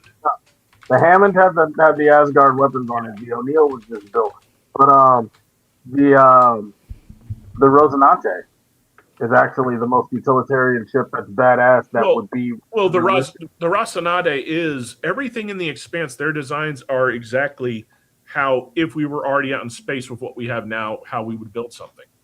I know, and I've tried to stay away from it, but like we're talking about badass designs for ships, and I'm just like, I gotta throw it in there. You know how bad when they were doing the auction for that show, I wanted to sell several of the comics I have just to buy one of the seats from the Rosinante. Yeah, one of the seats sold for $3,500. Oh, they actually built them. They were all metal and leather. Oh, the rescue ship. They were real seats. The rescue ship from Event Horizon, not the Event Horizon itself, because that's just a Klingon warbird. You're talking their salvage ship. Yeah, the rescue. It was a rescue ship. It's a space Coast Guard rescue ship, and I found out it's in the same universe as Aliens. So yeah, the Prometheus. That's the one we were thinking of. For what? For Aliens? No, the Ring. Oh, okay. No, you're talking Stargate. The very first one they built was the Prometheus. That's the one I was thinking was blocked together. Yeah, well, they were all basically the same ship. It's just each one, what changed was a few things on the exterior and the weapon accompaniments. Well, so by the time you get to the O'Neill and Hammond, they're a lot cleaner looking. Yeah.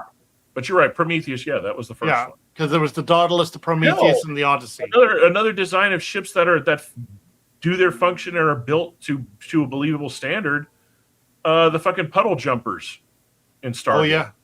Yeah. The Coasties? Well, no, I look at those. No, I look at those the same way I look at the shuttlecraft, not the shuttlecraft from everybody else, but the shuttle from Voyager and the long range shuttle Deep Space Nine. So you mean the flyer from Voyager? No. Yeah. Have we talked about the shuttle from Stargate Atlantis yet? That's what we were just talking about. Okay. Yeah, the puddle jumpers. Honestly, out of the entire Stargate franchise, my favorite ship is the Destiny. I wanted to see that show make it to a third season. You know what I thought would have been a great story point that they didn't even go into, but I'm pretty sure the writers were thinking about it? Imagine what could happen to the Destiny if they released a bunch of the replicators that they could destroy. They'd be able to fix all the broken parts on the ship. Yeah.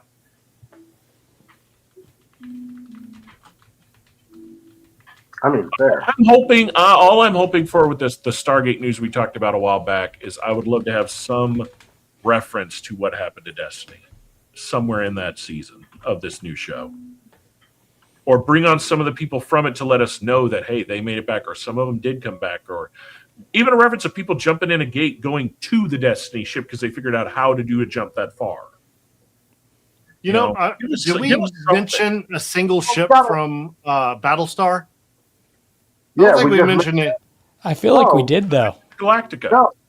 Yeah, he mentioned the Galactica. It was one of the first ships he mentioned. That's what started the whole utilitarian talk. Yeah, sorry. That's why I was sitting there. I was like, do we? Oh, I think we need a little bit of a laugh. So I'm going to hop us. I only got, I think, 5 things I came up with for the lull. There was kind of a boring 2 weeks of finding for the lulls shit. I just sent you one, but it'll make the next one. Yeah. Well, I sent a few good ones to 8Ball and you on our Instagram thing, but they're not ones we can share here. Yeah. We get in some serious shit. A little too edgy. Yeah. So here we go as our segment to get a good laugh for the day for the lulls.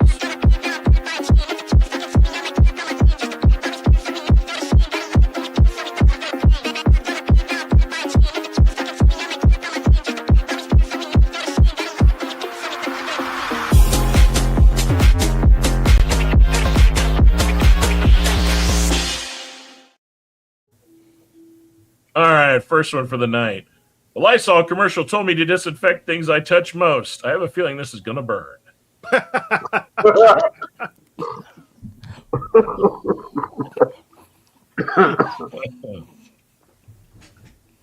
Captain, my captain, the Borg is here. We're going to die.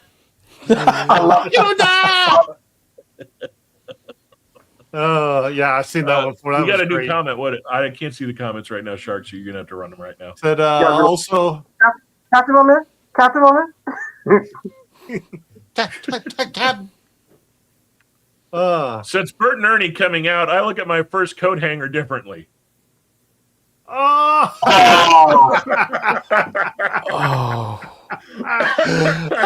That's hilarious. But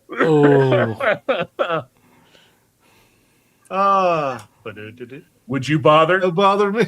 I'll bother. I'll bother hard. I had a tattoo artist friend of mine send me that one. They did not do it, but they knew I'd get a kick out of it. I saw that a few days ago, and I just laughed my ass off. And I was at all my coworkers looking at me like, "What are you laughing at?" That is freaking hilarious. Poor Piglet down there, gagged. All right, so I think I got one more in this one. Yeah, I went a little political just because I had to, but it also was too damn funny to pass up. How lesbians look in movies. How lesbians look in real life. Facts. And that is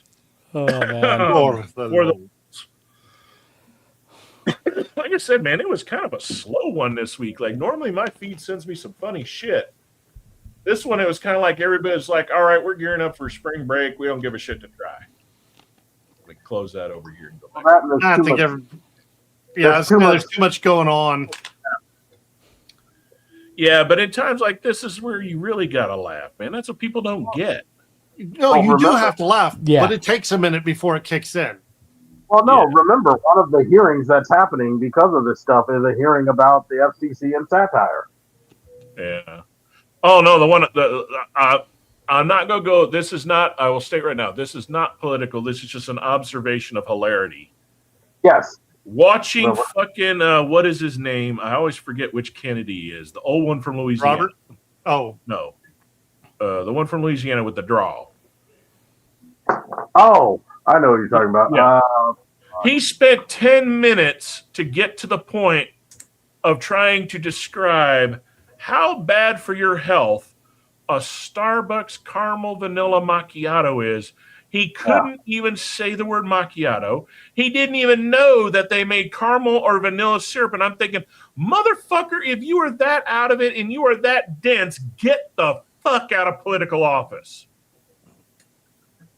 I mean, seriously. That's all you get right And 10 minutes to get to the point of it has enough fucking sugar to kill your ass. Hey, Why you know, this? It's a drink.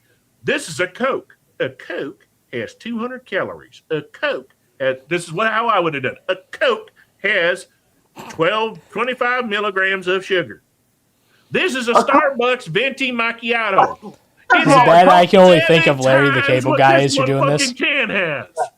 First of all, a Coke used to have cocaine in it, so shut the fuck up. Secondly, I'm sorry. I don't need to. The Coke Wow. it would be healthier than the macchiato. First of all, there's a whole lot of it might be. And there's work a whole better.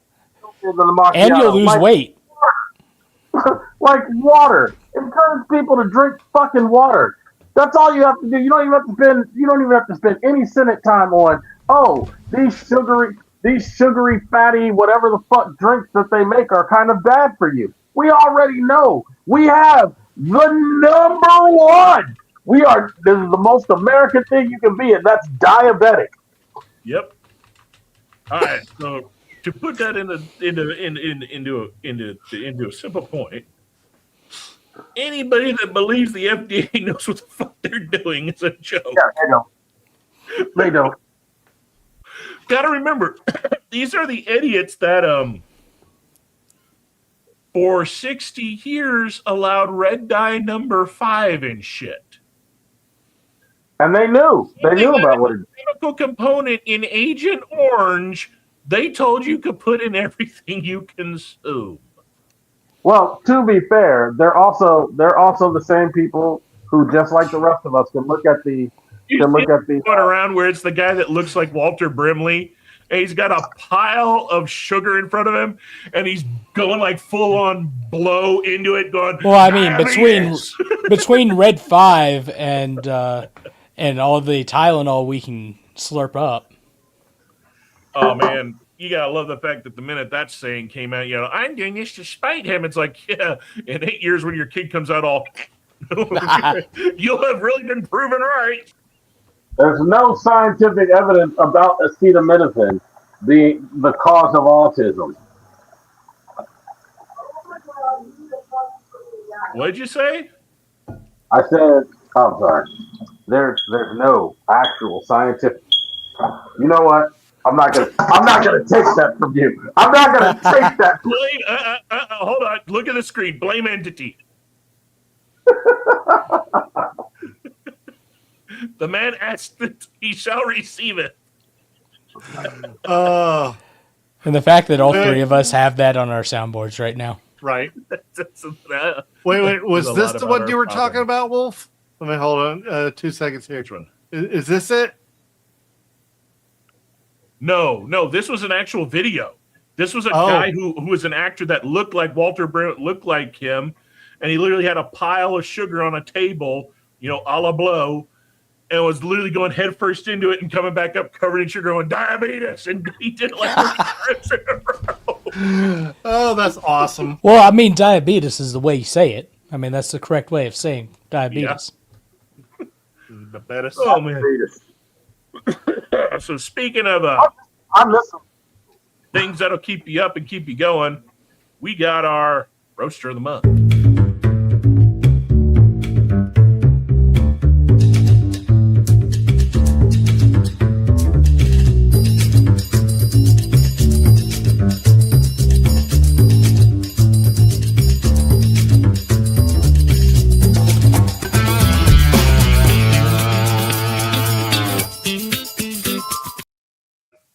All right. So, oddly enough, I was kind of shocked when I went through our old catalog and I realized that I had not brought up Apollin's Gold before. So, Apollin's Gold is a roaster out in Japan that is phenomenally good. And if you want to ever try their coffee, you can order it directly from them, or you can actually go to Fellows website, which is a U.S. company, or you could go to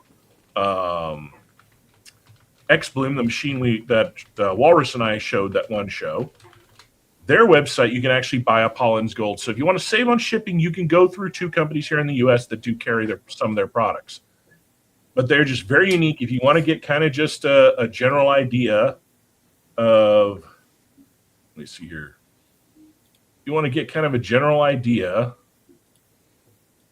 of how, I don't know why their website does not like me. There it is. If you want to get an idea of Japanese, how their profiles of coffee are, it's a really good one to go to. Sadly, in the rankings of coffee out of Japan, the king is Glitch. Glitch Coffee in Tokyo. Problem is, Glitch not ship. They will not.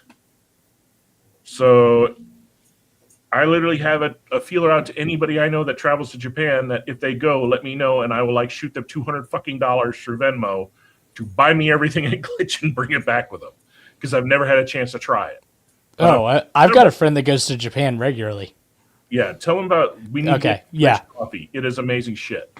Everybody I know that has tried it literally wishes they brought more back with them. Okay. But you can try Pollen's, and they're just as good. And the thing I love about the Japanese is they're very experimental, but they don't go wild in the experimentation. Their coffees are meant to be clean, almost tea-like, smooth, no acidity. They love things being complex but simple at the same time. Unlike where a lot of the roasters that I have showed in the past that are from the US or Denmark, their sky's the limit when it comes to wild. They want to go full-on experimentation. Yeah, they're doing all kinds of fruity stuff and all kinds of crazy concoctions. These are going to be fruity to some extent, but not fruit-forward fruity. Mm-hmm. What would strawberry? Huh? What's up? Oh, I said, what would strawberry coffee look like? I've had a strawberry coffee. I know. Yeah. Strawberry coffee is actually very interesting. It doesn't taste like strawberries. It smells like it, but it doesn't taste like it. It's very odd. But Apollo's Gold, you can get them. Very good coffee. But as I was trying to say, they have the fruit flavors in some of their coffee. But I found that they're the first out of every coffee I've ever tried from them. I'd buy every one of them again. I would drink them again. And I could serve them to people that love coffee and people that are new to coffee, and I know they'll enjoy them. Some of the other coffees I've tried, I like them, but I know the several people here on the panel, some of y'all would not because of how wild they are. The Japanese don't do that with their coffee. It is clean. It is built to bring the best out of the bean they're using that everyone that tries it will love it. And that's, I think, even harder to do. So if you're definitely wanting to try some interesting coffees, check out Apollo's Gold. Again, after the show, their link will be in the descriptions below.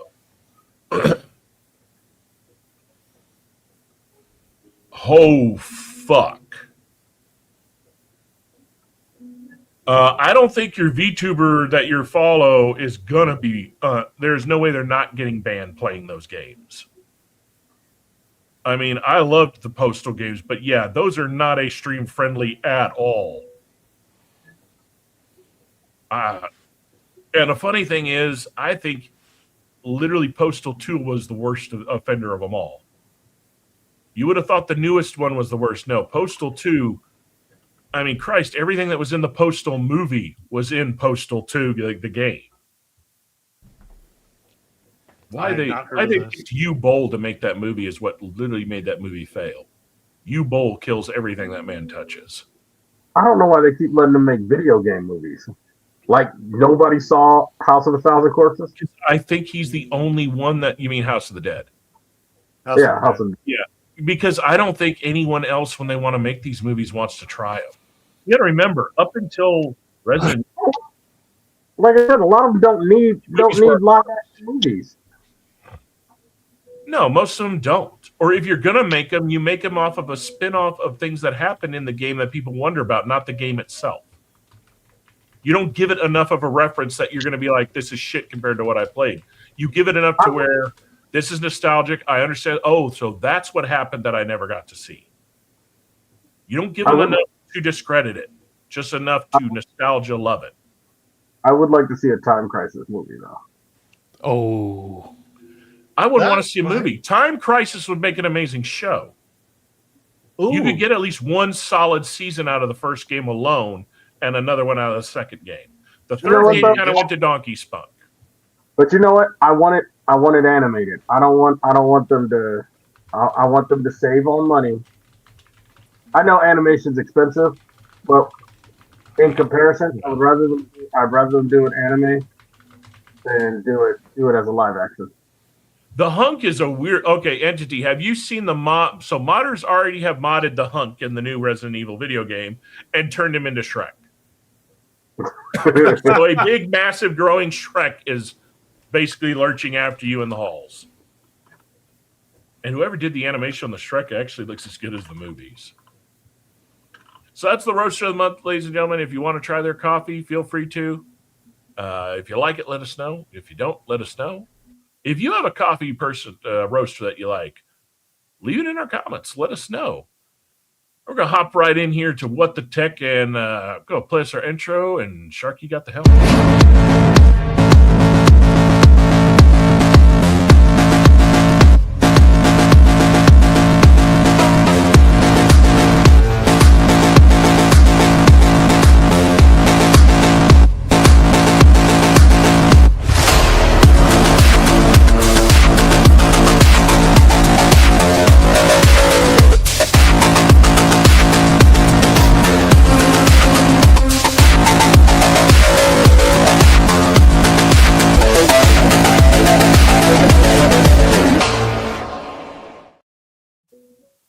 Alrighty then.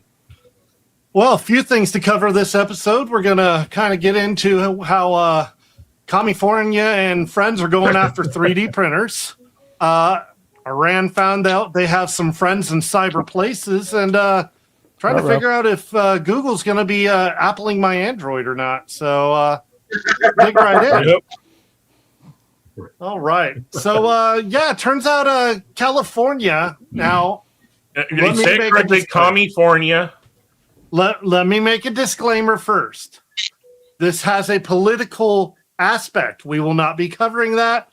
The only reason we're bringing it up is because it's part of what it is.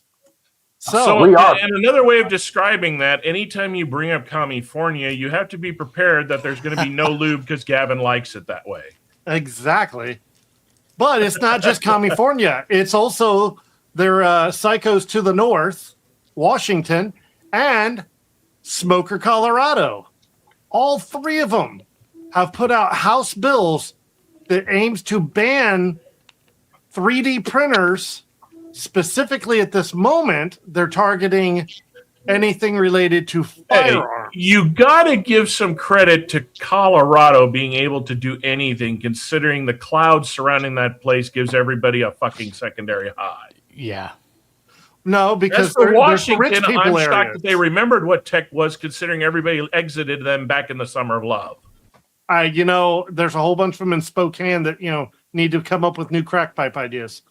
But hey, get it right. Get it right. It's not crack.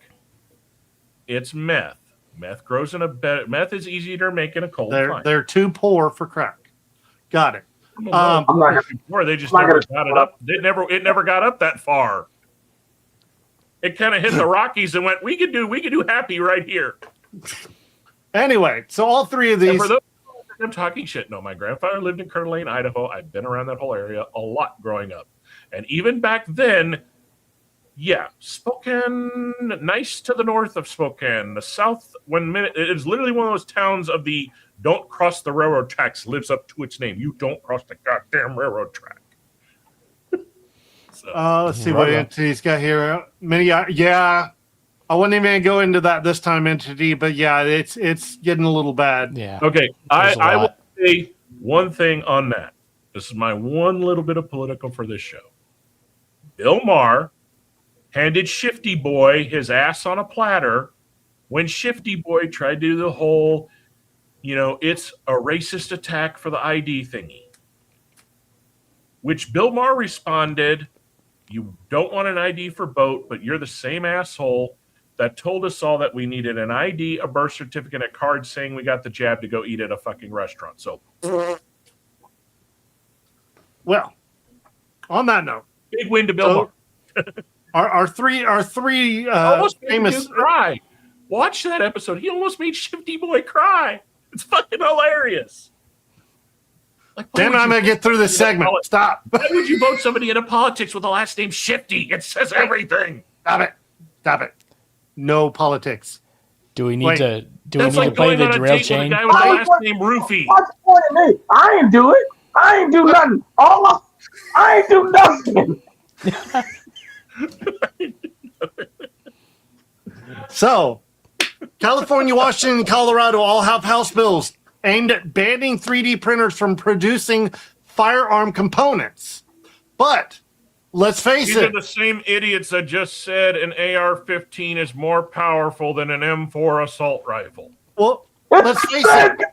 These idiots just said that today on the Senate floor. Oh, I know. It's the same. How are we supposed to say God. what you can tell us what we can print or can't print when you don't even know the difference between a clip, a magazine, semi-auto, full auto, or a goddamn pellet gun, you stupid fucks? But it's full semi-auto.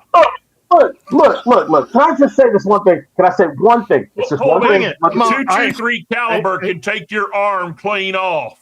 Right? Holy shit! But let me just get this one thing out. Shit, he's serious. You got the gloves on and everything. God damn. Right? Go Negan.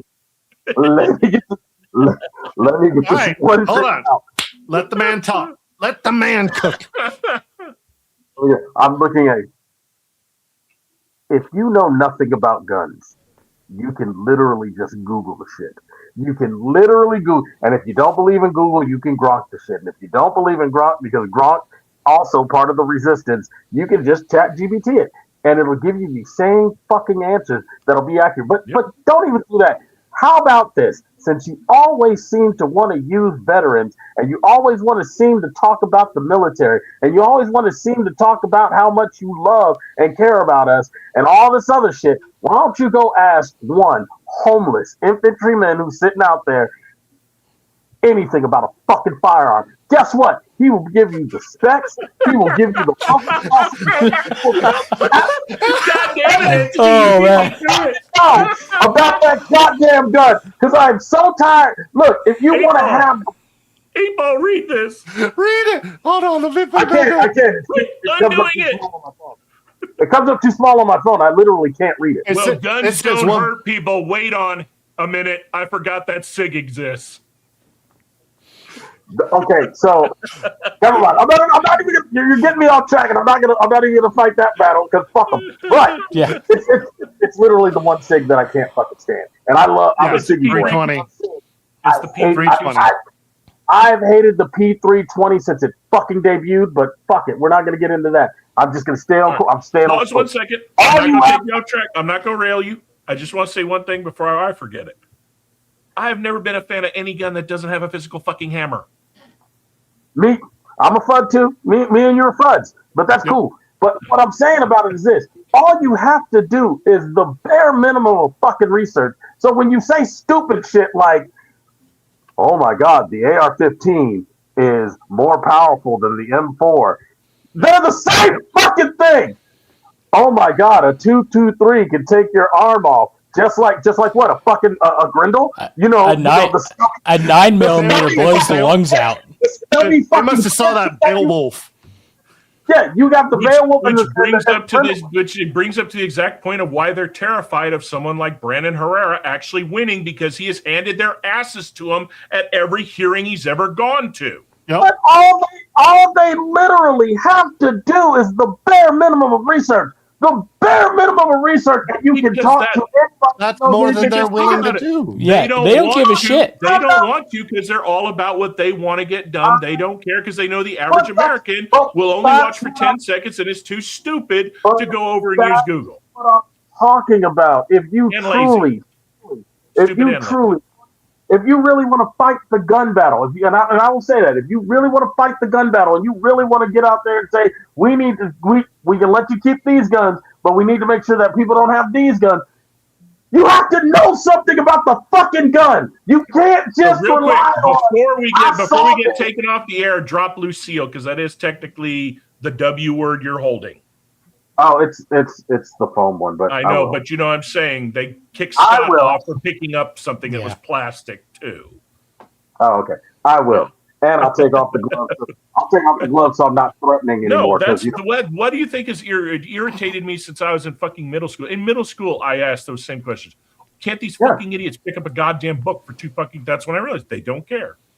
And the thing about it is, you have access to books about guns. I was in high school looking up books about tanks for no other reason than I just like looking at fucking tanks. So To answer your question, Entity, the reason why they don't understand, why they don't even care to look at that, is because a hunting rifle isn't scary to them. Correct, because it doesn't fit their narrative. They It doesn't fit their associate narrative. the silhouette of an AR and an M4 with war, and that terrifies them. Yep. And I will say this about hunting rifles: most hunting rifles are more powerful than anything. The most dangerous AR that you can have, because it performs well. It uses the same 5.56, 223, and you can get it chambered in 6.3 Creedmoor, which I found out, and I was like, what the fuck? And 300 blackout. Yeah, 300 black. Is the Ruger Mini 14, and they call that a farmer gun because you can get it in a regular chassis. But that, for anybody watching us who doesn't know what the Ruger Mini 14 is, it is the 18. Watch 18. Yeah, it's the 18. Yeah. Which is actually better. They finally came out with a gas blowback of the Mini 14. Nice. They have an AEG and a gas blowback. You can actually buy them on on Octagon. Yep. Well, but Eva has them now too. So Scott was holding one of them the other day. Yeah, it's cheaper on Octagon though, but you can get it at e-bike. But Shark is trying to do the segment. Hold on, real quick. You want to know? We'll end this. We'll let Shark continue for a second. You want to know something that's more scarier than that? I had a custom-made Lee Enfield, chambered in 4570 government. Oh, they chambered goddamn buffalo round. What was that? What was that shoulder buster? Not the 4.7. They chambered the. Oh, you're taking the elephant gun? Yeah. They chambered the Garand in that, so that you couldn't shoot that. But like, and then gave it a sporting exemption. Yeah, but that's then gave it a sporting exemption. Entity is very right in this, in the fact that I will let Shark. This will be the last, and Shark can continue. I just have to tell this because a lot of people don't know this. In 84 or 85, they passed the Brady Bill. It was right after the month before the Brady Bill went into effect, the bill that was going to end all assault rifles. I was at the Saxon Gun Show in Dallas because me and my dad used to set up at every single one of them for like 3 years straight. These guys came in with literally tables upon boxes stacked almost to the ceiling of every type of assault rifle you could think of. First 2 hours of that show, all those fucking tables were empty.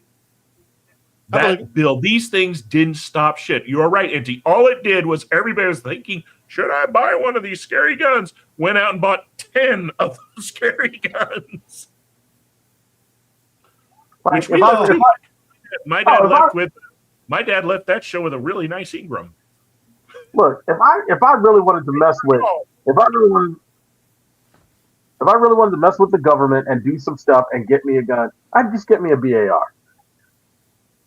30-06, semi-automatic, muzzle velocity that's real big. It looks like a giant FUD rifle, so you're good. And good luck with your level 4 plating.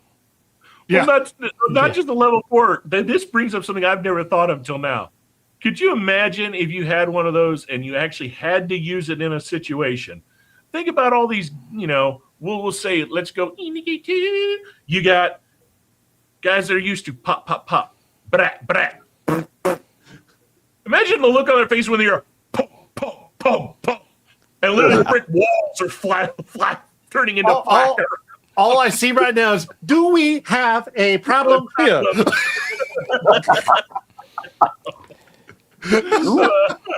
Yes. Oh no, man! Scary Movie 6. I'm all for it. That already looks amazing. The fact that the first 5 seconds of the trailer has all the wokey wokes pissed off to hell. Have y'all seen it yet? Yes. Scary Movie. Did we watch it last show as well? No, I don't think we did. Oh, okay. I won't say shit. If you haven't seen the trailer, it's the last one we're showing tonight. Yeah. Okay, it's cool. Fucking hilarious. Fuck Harvey Weinstein for dicking the Wayans brothers out of 3 of those movies. That's why the other ones sucked. They weren't a part of it. Fucking Harvey Weinstein had control the rights to all of it. All right. So, moving back on course here. California, Washington, Colorado trying to ban 3D printers from producing firearms or components. Now, they're doing this under the guise of they don't want to have unregistered pistols, stuff like that, because you can print your own Glock almost. But what point does it become something like this becomes a component? This is just a flash cover for scope. The government has proven again and again they don't know how to write laws that literally define things to a point where overreach is not going to happen. Yep. So now this is what I will say on your note. Did you look into the companies like I was talking about? I didn't get that far today. Okay. So far as it spins, Elegoo has not responded into letting, if this passes or anything happens, letting the government into the back door of their OS system or their cloud storage. Bamboo already told them to go fuck themselves. Okay. They said, we already have protections in our machines to the ghost gun items. The actual specific CAD measurements cannot be printed on our machines. So the things that they're afraid of, they've already preemptively said you can't. Their machine can tell if you're printing airsoft or real. It knows that by the measurements, if it is or not. Here's sad news that you're not going to like, Walrus. Reality pretty much went, do you have the lube, sir? Yeah, that does not surprise me. That does not surprise me whatsoever. They were the first to bend. Anycubic is in the U.S., so they're pretty much, we ain't doing shit till... Creality's a bunch of bitches. We're here in the U.S. We're made in the U.S. Until the U.S. tells us we have to, we ain't doing shit. And you know what the answer is, right? We just don't update our firmware. Well, yeah, that's what I'm saying. Yeah, you don't update the firmware, and you have it on a separate VLAN, so it never touches the internet. There you go. Boom, guess what? You're fine. Can you imagine the YouTube video when this happens? And here we go through the door to my Faraday cage. Here is my 3D farm. Oh, all righty then. In other news, pro-Iranian hackers went after a medical group, Stryker, here in the U.S. Why? Go after somebody who fucking matters. Jesus, the fuck. What the hell? Stryker makes like medical equipment for like medical DME and stuff to help people. Why the hell go after that? Because they were an easy target. No, okay. Easy. Hold on, real quick. Hold on. Here is why. They're too dumb to probably not realize that is not a company that has anything to do with radiology equipment. If you're thinking from a strategical they think it's a Stryker vehicle. They heard the word Stryker and they were like, oh, this will stop those vehicles from rolling over us better than rocks. It's like, what the fuck? Look. So the group was not Iranian though. It was Iranian. It doesn't matter. It doesn't matter. If you're pro-Iranian, it's just like people that are pro-Palestinian. It doesn't matter. If you're pro-Iranian, where were they from? I didn't get that far. Because I was going to focus on more of the fact that people should be making sure that if their passwords have not been updated, if Google tells you, hey, you got compromised passwords, change your shit. Because this kind of stuff happens a lot more. And when he's talking about changing passwords, people, 1, 2, 3 in a word that associates with you with a hashtag and 3, 4 is not a fucking password. QWERTY is not a password. Don't use any password at all. Password what? Remember, according to God, it was sex, God, and 1, 2, 3 were the biggest passwords back in the early 90s. I got the same shit on my luggage. Your password should be your stripper name, and your stripper name has to be the name of your first pet, and then the street that you grew up on. Oh, remember, the strongest password is your social security number. Womp womp. He does bring up a good question. Why would the medical company have the name Stryker? It's spelled differently, though. It's probably somebody's last name. Yeah, it's STRYKER. Even still, Stryker, but anyway, the group was claiming they did all this because of the missile strike on the kids. But the whole point of me bringing this up is people update your passwords. Make sure your firmware is up to date. Make sure you have security in place. Don't be a simple target. Don't be an easy target. I am a pro Iranian, and I am so angry about the strike that you did on the kids. So I'm going to fuck over a medical group that probably would send the stuff that was needed to help the kids. They got hit by the fucking missiles. You stupid fuck. I'm going to laugh if down the line it comes fact that the missile wasn't ours. They fired one of their own, and it just kind of went. Because there's have a habit of, yeah, fire, premature ejection. Oop. Well, and that's the question is, like, we're not going to get too deep into this, but yeah, there's a whole thing that supposedly it is ours, and it was just a miss. Like, we were supposed to strike someone across the street or something, which is usually highly unlikely, but... You could say I'm a dick, but just kind of like... Listen. We've done that since Vietnam. World War II, really, but we've done that all the time. You send the thing over there, you're supposed to hit the military target or whatever, and there's a school or there's an orphanage. Put right there. Yeah. Yeah. So. Not to factor in also, too, look at the sheer amount of ordnance we have dropped and only one thing got hit. That's kind of an improvement for everybody. I mean, we did carbon bomb the living fuck out of a lot of that place already. But at the same time, who are you going to believe? The ones that, have barely discovered fire, or the or the ones that have put Ginsu knives on a fucking missile and decided, I want to take out that person in that car and leave everybody else alive. No, that person on that balcony. Yes. Well, they also did it in a car. Yeah, that's true. They did do it in a car. But, yeah, we're not going to go too deep in that because that'll just that's a whole can of worms. Yeah, that's a can of worms we don't want to open. It needs a battery. The last thing we need is a bunch of comments from a bunch of motards that I see you over there. Hey, 8-ball. It needs a battery, just like something else that lives on your ceiling. First of all, I change my batteries regularly, so you'll never hear that sound at my house. I'm going to record the rotating the single battery doesn't count. No, that's why you go to the store and buy the 9-volt batteries. That's right. I know it's batteries. Hey, we're not getting there. We're not getting into that. Yeah, no. We're going to drop it at this point. This is not a laugh, and this is not a smile, subject. all right? Next subject. All right, hold on. Since these kids have 10-second brains and they don't seem to research things and they don't seem to understand, if you want to know everything about the people over there and everything about the people that you're liking, just watch an Ahmed routine. Oh, wow. What happened? Durka, Muhammad Jihad. What happened? I just realized that because of this show, I'm going to end up on another watch list. What do you mean end up? Club. We're already join there. The club. I said another, so I'm on like 4. Best line ever uttered from a Jeff Dunham special. What happened? I had a premature detonation. Yeah, premature. He did. How did that happen? Fucking new guy. I'm so glad I got to see him live early on. Oh, dude, yeah. Talking before the divorce. What I know is he ran out of things to.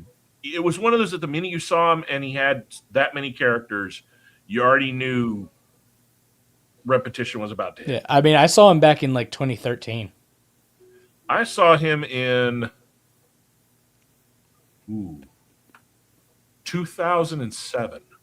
Okay. Before anybody knew who he was. And the only character out of what he has now that he had there, was Peanut. If you know. So what was mind blowing is he has a character that he doesn't have now because apparently it got stolen. Who, Bubba? No. Bubba. In 2007, he came out onto stage with a dragon. Oh yeah. And the dragon literally was all moping his head, and he was like, "What are you so sad about?" He goes, "They made fun of me in school." And he goes, "What did they say?" And he goes, they called me a rabbit from Half Mile Island, a chicken from Chernobyl, Kermit the Frog on acid. He's like, "That's cruel. What student said that?" He goes, "That was the teacher." And then out of nowhere, literally fire shot out of its nose. He goes, "What was that?" He goes, "Flaming booger." That's funny. But yeah, somebody apparently stole, because I saw him in an interview a few years ago, and somebody finally asked, because I was hoping someone had asked about it. He goes, "No, it was apparently one of his cases was stolen out of an airport, and he never got it back." And apparently the person who made that puppet there was some reason they could never ever make it again. So it's just a lost character. But if you search YouTube hard enough, you'll find he did one skit that was recorded live at the Improv with that puppet. Yeah, I'm sitting here looking and it's not even coming up. Peanut. Because basically all you're going to find is Peanut now. Peanut kind of became his main character after that. Well, and Walter. Well, yeah. Well, it's Peanut, Walter. Peanut and Ahmed. Jalapeno on a steak. Well, but that's Ahmed and Jose are together, kind of. Yeah. My favorite is Walter. I just like Walter. I could drink a whole bottle of Midol and I still wouldn't give a crap. Yeah. For the one, I gave her a key. How did he put it? He goes, I gave her a camera and she came running out of when I was getting out of the shower and said, "Smile." So I showed her a smile, hurt my back. You saw he's got a new one, right? A new character? No. Yeah, he's got like a freaking a Gen Alpha type iPad kid. That's okay, funny. I actually got to watch that one. I got to find one. That's a new one. All all right, so back on. Go. Last one here. We got Google. There are some rumors that are still floating around. It's a comment that was made by the Google CEO where they're potentially looking at taking the Google like Google Play Store and stuff and kind of turning it into Apple, locking it down where you can only go from there and, shut things like Samsung Store and all these, not be able to load your own APKs and stuff like that. Yep. What led this charge was Fortnite. Yes, correct. Fortnite was kind of the root. Fortnite has never been on the Play Store, so they supervented it. A good way Same to with break Apple. Too, after Shark's done, if y'all want to check it out, go. The first person to actually break this story on YouTube was Some Ordinary Gamers. Mudahar. Yep, was the first to break it.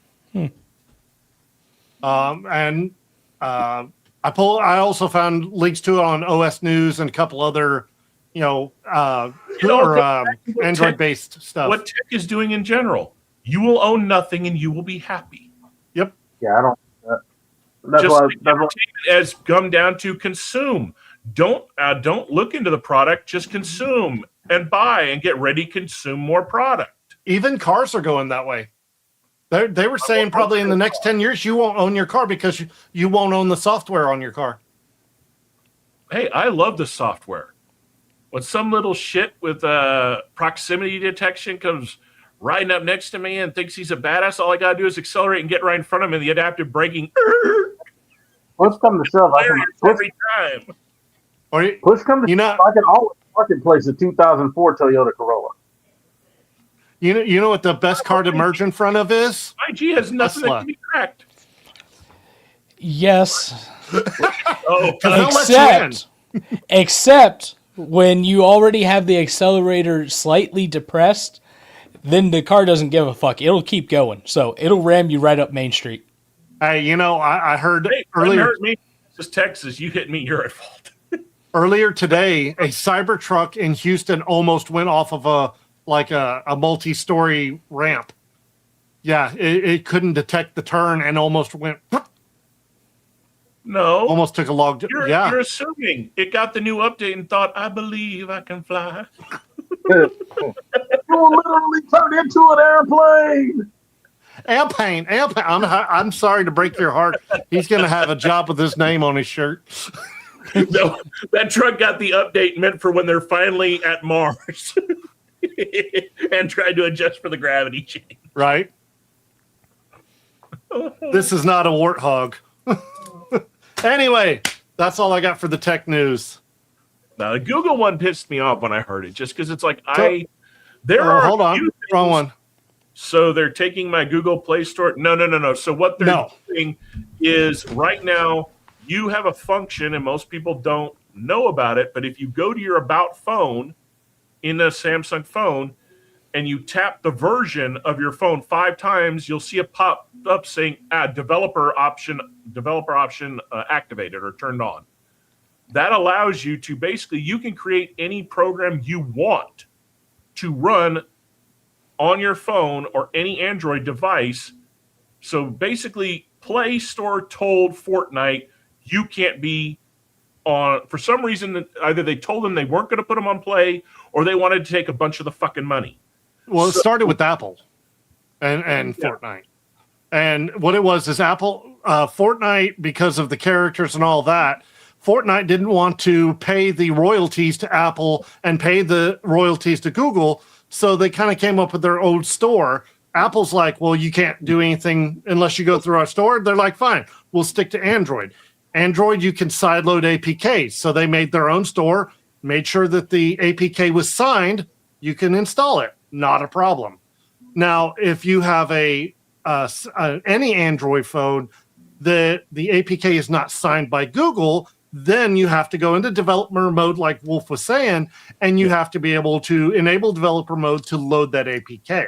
Yeah, because the option under developer mode basically says, do you want to allow download of unregistered applications? Correct. And remember, this isn't just phones. It's how you update your Android Auto to the newest beta firmware before downloading it from Android. Yeah, and remember, this isn't just phones. Like you're saying, for the car stuff. Phones, tablets, all of it. VR. Your Meta goggles and all that shit, guess what? It's actually just Android. Yeah, it's all Android based. So, and they're looking at shutting it down where you can't use the pure Android. And all it comes down to is money. That's what kickstarted all of this. So Apple wanted to take their usual, I think it's like a 30% split of anything sold that is a price tag on the Apple Store. And I think Google went even 20... further. Google wanted like 30%, but also then wanted said 30% of any in-store purchase in the in-store game transaction. And that's really where Fortnite's creators went, go fuck yourself. And that's where they made their own store for Google. So now Google's just basically being the greedy little bitches that they always have been and always will be. And everybody in Congress everybody in the government is too goddamn dumber in their pocket to understand any of this shit. Capitalism. It's capitalism. Nobody in the government can do anything about it because it's a fucking business. They kind of have the Google already. Because between Google and Apple, you have monopolies. Yeah, you're creating monopolies. They are plain and clear in breach of laws when it comes to monopoly, and also by controlling the fair open market of the Play Store, just like Apple has, they're falling under violations when it comes to the Free Trade Commission. As long as there's two, and even with that, as long as there are guidelines for it, even if they're restrictive, but as long as they have guidelines that will allow you to do it so that you as long as there's Okay. You're wrong. It seems like there's choice. You're wrong when it comes to Apple and Microsoft. When it comes to Apple and Android, those don't fall under that because Apple will only work with Apple and Android will only work with Android. So they have created their own self-contained system with no alternative. Catch you later, entity. So that's where they're getting in trouble. But again, you listen to these idiots when they're up there, they don't understand any of this shit. They get a bunch of talking points to make it look like they know what they're saying, but either they don't care or they have no too old I'm sorry. Care. You can have them sitting up there shitting there depends. They're still in the right room. I hate to say it, we need Gen Xers in there. We do. But we don't want to go in. No. We don't want to deal with the bullshit. Deal with that shit. We want to be left the fuck alone.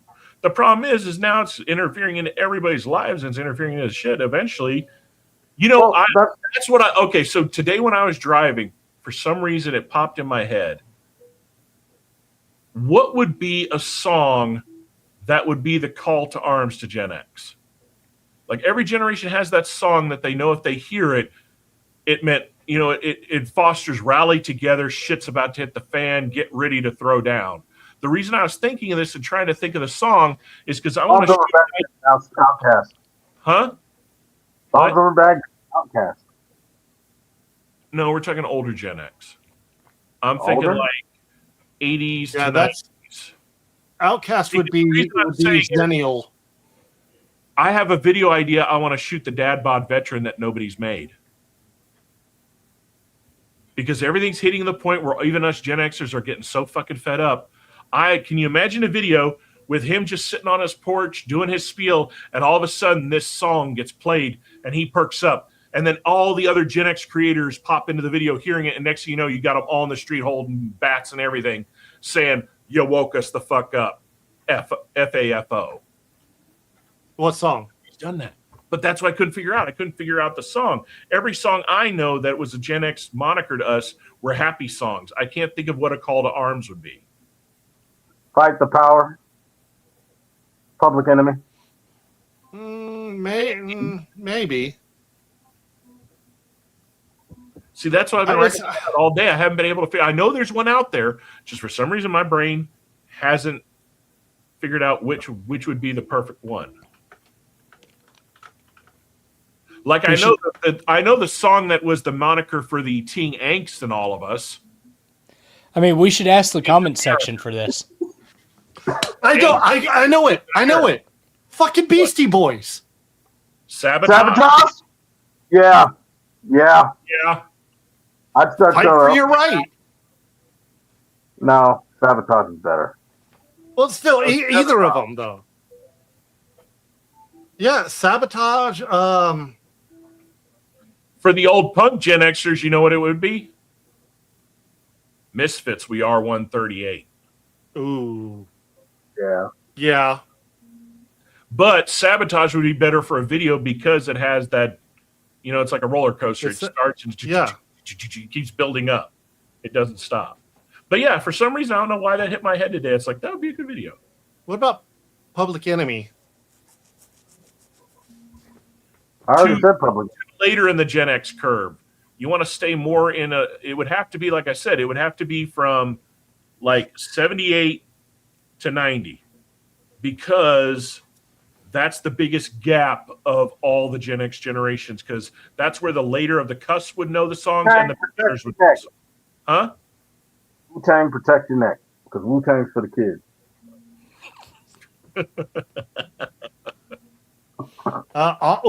What about Offspring? No. Keep them separated? No. Offspring has been, in most Gen X circles, ostracized. That's because they were the first. I never disliked them. No. Because they were like the first heavy kind of punk band to go pop. Like they were the first sellout. It's not just that they were the first sellout. The first sellout was the first domino. The last domino that sealed their fate was the drummer that had been their friend their entire lives was hesitant about getting the jab during the coof. And instead of understanding their friend and trying to reason with him, they kicked him out of the band and have never brought him back. Yeah. So after that, most Gen Xers were like, fuck that band. I didn't know that happened. Most people, they kept it on the very down low of what really happened. What about Bulls on Parade? Been hijacked by too much millennials. Yeah. Because you got Bulls on Parade, you got Rolling Down Rodeo. Yeah. Bulls on Parade would be the best one for a Call to Arms, though. Rolling Down Rodeo. Ooh, I just thought of two. They're heavy as fuck. Propane One Man Army. Ooh. Or another one, if you really want to get even heavier, Hatebreed, Destroy Everything. No, if I'm going Hatebreed, I'm going now is the time. If I'm doing Hatebreed, it's now is the time. I still think Beastie Boys is better. Wait. For you purists, I know the name of the song is I Will Be Heard, but I just want to make sure I don't want to get that. You're not a real Hatebreed fan. Oh, I got one for you. Slayer, Raining Blood. Ooh. Yeah, but could you imagine if you could create this video and you got Jerry King in the center playing that guitar riff? with the fucking spike gauntlets and everything. You're gonna do that, On base right next to him in the video is Doyle von Frankenstein on the base. But if you're gonna do that, you could just do Pig Destroyer of the Politician. Huh?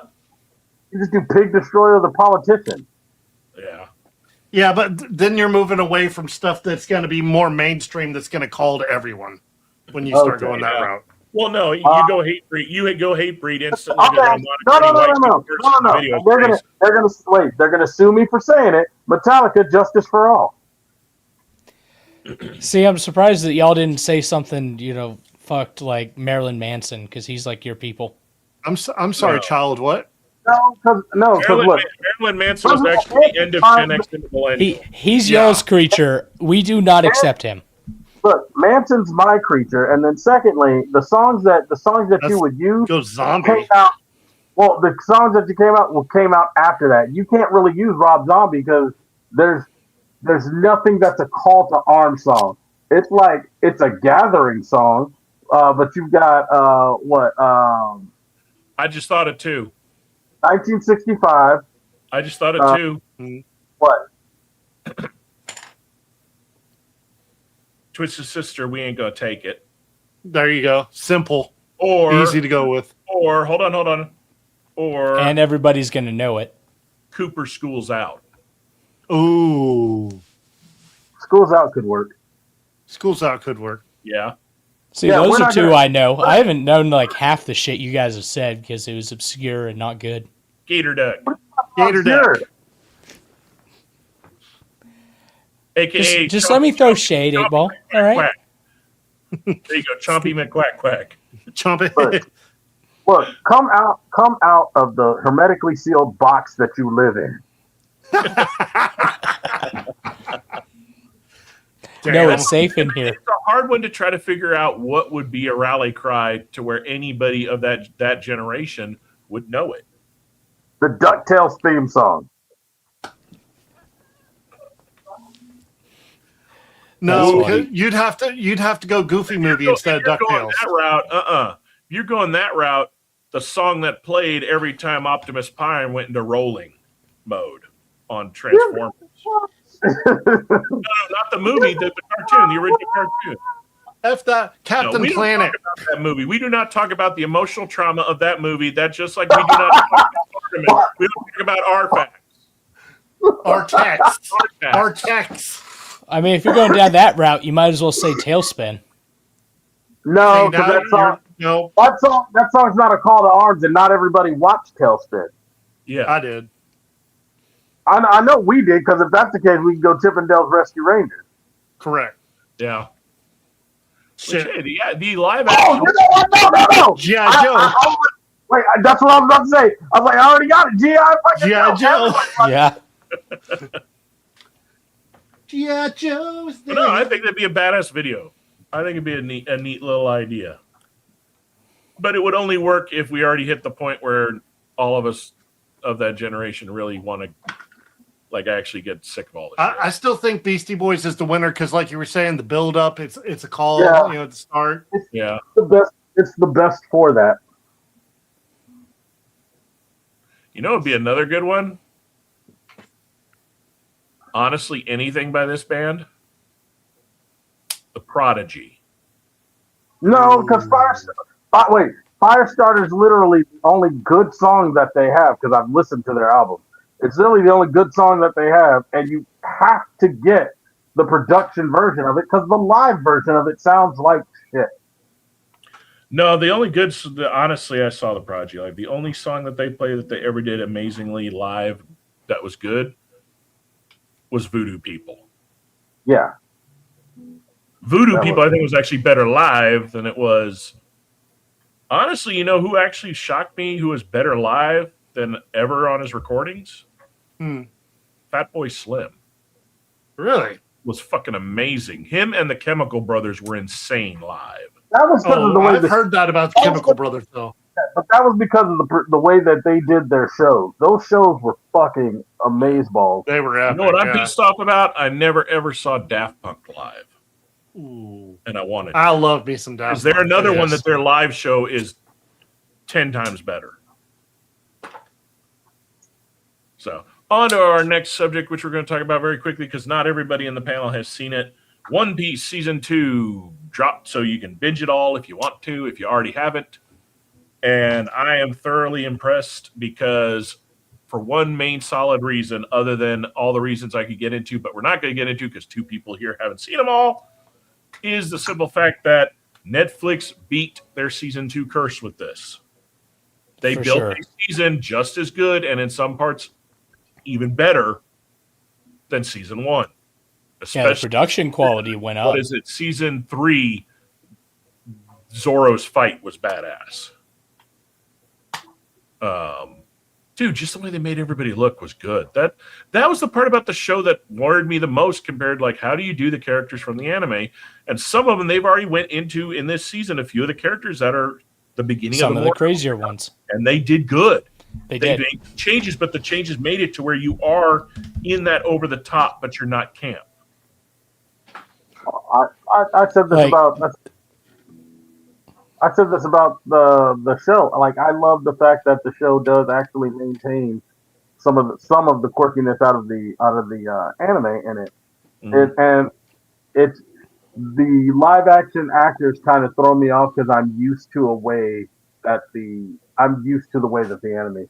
So I have that problem of familiarity thing because I watch. But I think as you watch it, it's gonna not be as much to you because there are some of them that they make some subtle changes, but the changes work to keep it out of that going into Uncanny Valley.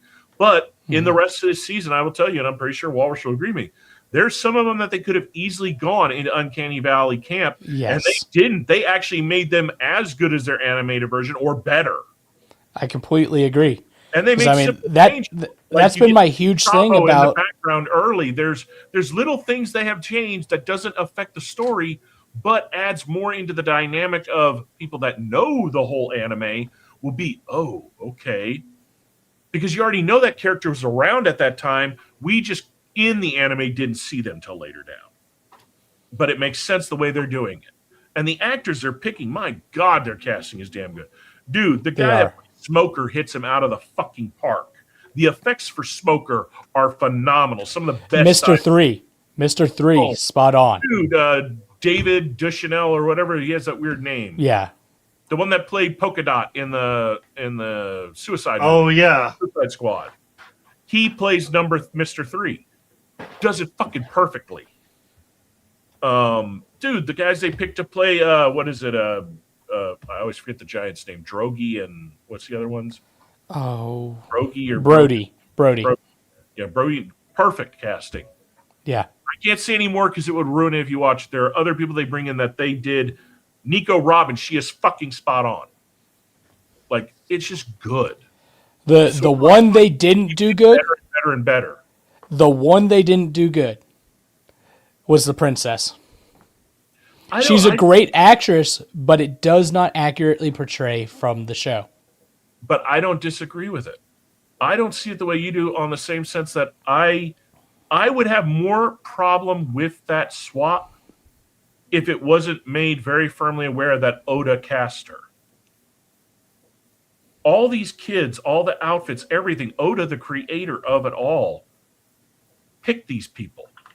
He's on set every day. Most of the days they're filming, literally there so they can come ask him questions or he can give his insight. He has final veto on everything across the board. Actually, did you watch any of the podcast that they put out? No, I haven't. I have it on the thing. I also have a few behind the scenes things. I just watched the first podcast and they brought him on. I mean, they kept his face obscured. What other show? They brought him on and he talked through some of the casting choices and some of his vision for it all. So it was very well done. He was picked was because think about her storyline once they reach Alabasta. Think about all of the dramatic stuff that she has to go through that we already saw in this season, but what yet to come. I think out of everybody they saw, she was probably the best, and that's why he picked her. She embodies that character, and we're going to see it into the next season more because her biggest. Yeah, I wasn't heavily offended by it, right? Yeah, because for all the things you're saying, it was great. Yeah. It was just one of those, like, if I have to nitpick and say one, it would be that. Yeah, my main thing that now that I'm enjoying the casting, I'm enjoying what they're doing. I want to know. I want to speculate between all of us. Who would be a good Kuma? Ooh. Yeah. Ooh. Keep in mind, I'm not heavily invested into the One Piece story, so I pick and choose random show or random episodes that I watch of it. Well, I'm not I a diehard. suspect that every single fight with Zoro gets better and better and better and better. I mean, the actor that's doing the choreography and everything for it is insane. Well, even the actor playing Zoro is perfect. Yes. In this season, he becomes more of the Zoro. And I love the fact that I will say this, it's not going to take away from the season. Something they never showed in the anime, like you got it from Zoro's own inner monologues. But rather than just have him doing his inner monologues, there are scenes in the background where in his mind, he's having arguments with Hawkeye Mihawk taunting him, "You'll never be as good as me.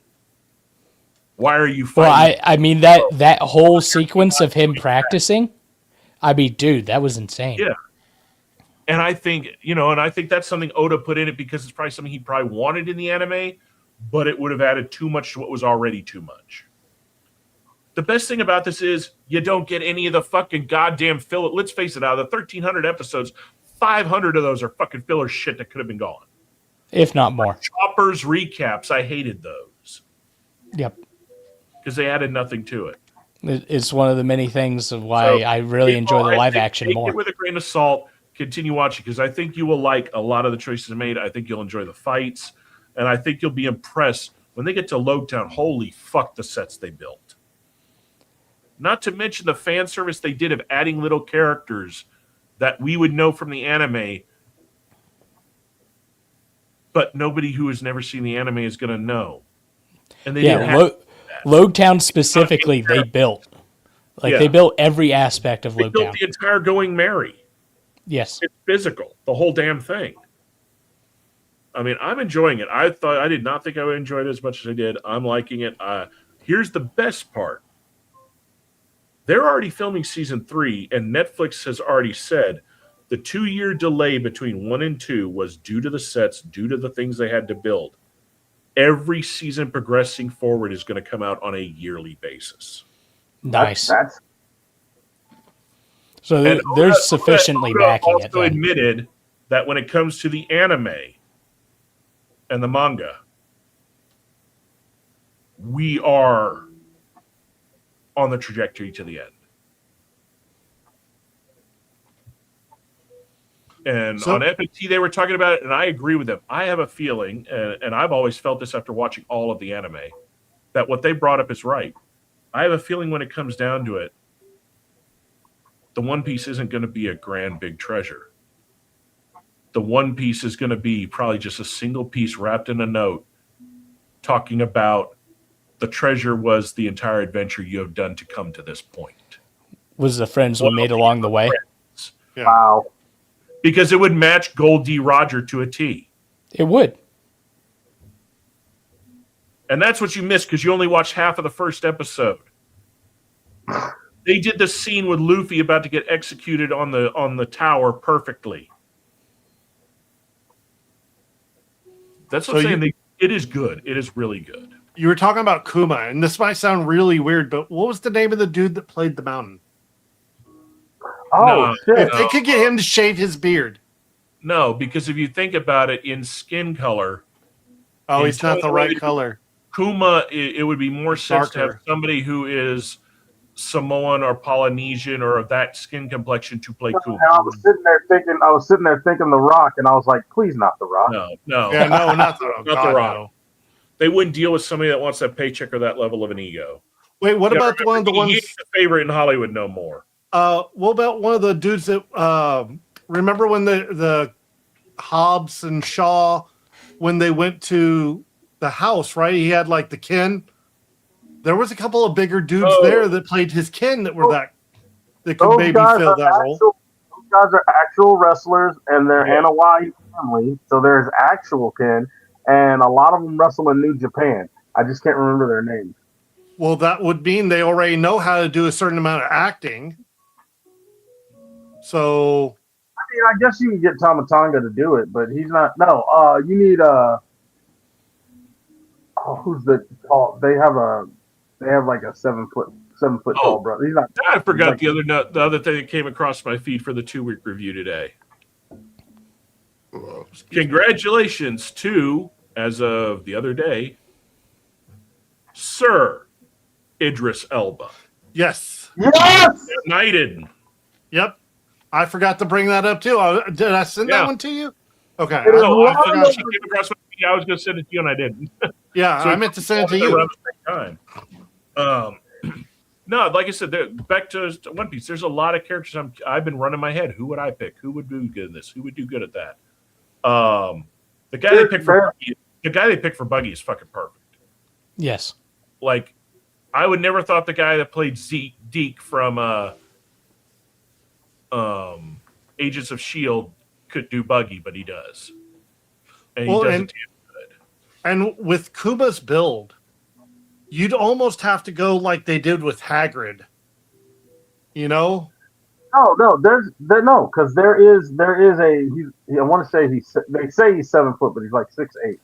He's either 6'8" or 6'9". There's one of the Anawahi boys. He's wrestling in WWE right now. I just don't think he can act. Yeah, take your head out of the game of thinking about person that meets the build, because the suit you put him in can trick your eyes to that.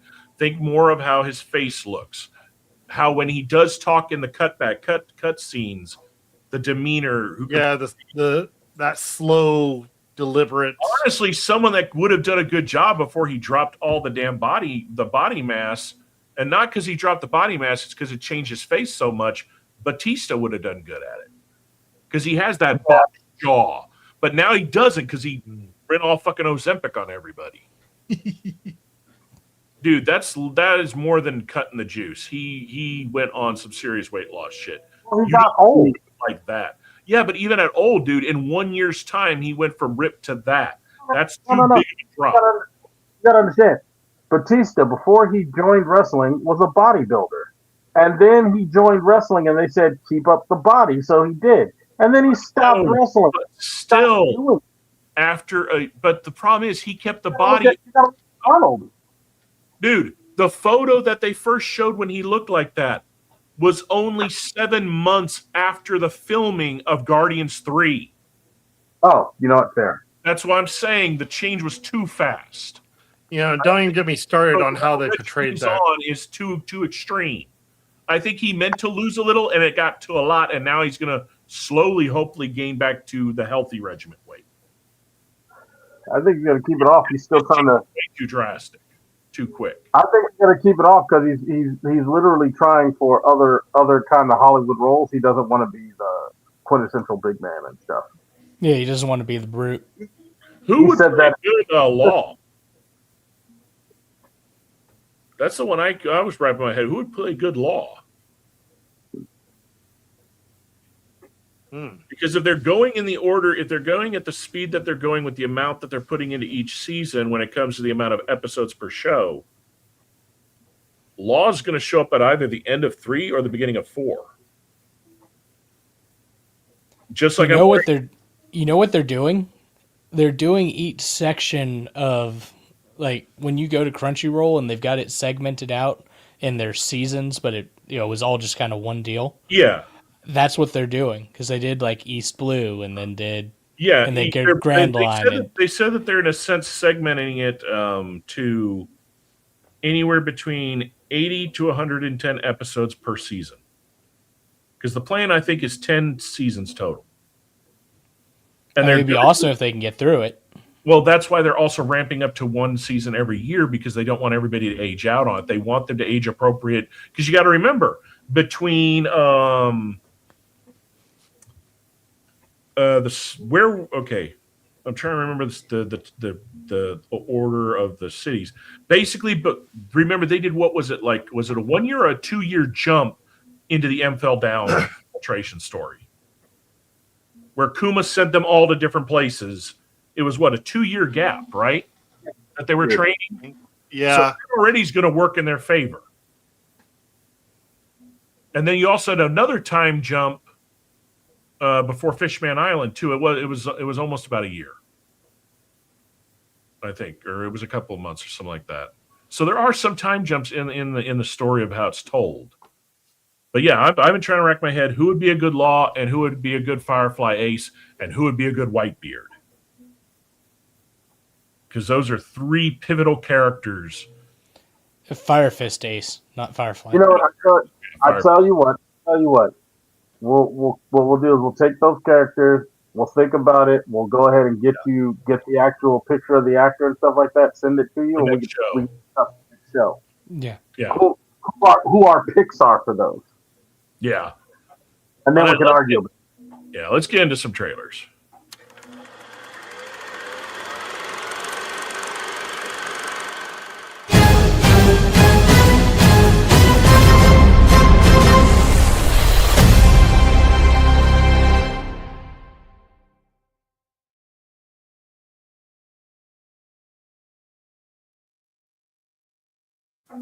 All right, so first one we got up is a sci-fi that's coming out soon called Disclosure Day.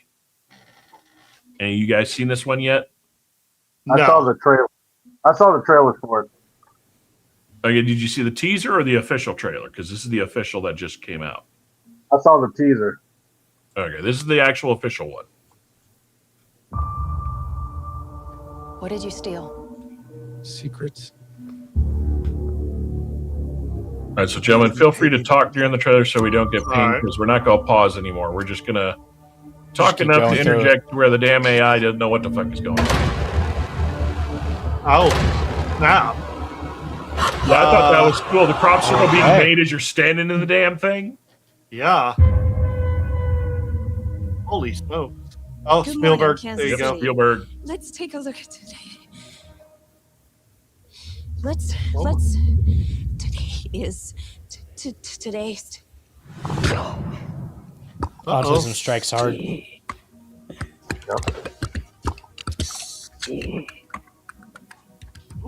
you understand what she's saying?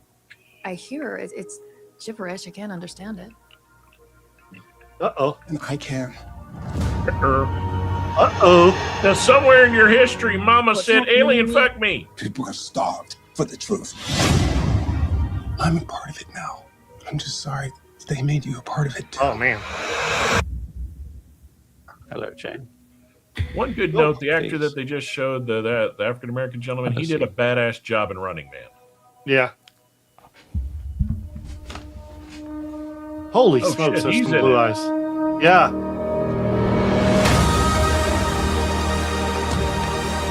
This reminds me of This 79-year terror campaign of lies has to end. what was it? Swing Away. Full disclosure to the whole world. That truth will upend all established order across the entire world. If you do this, there's no one doing it. Oh my god. What I love about this so far is there's many directions to take these communicating aliens. What have it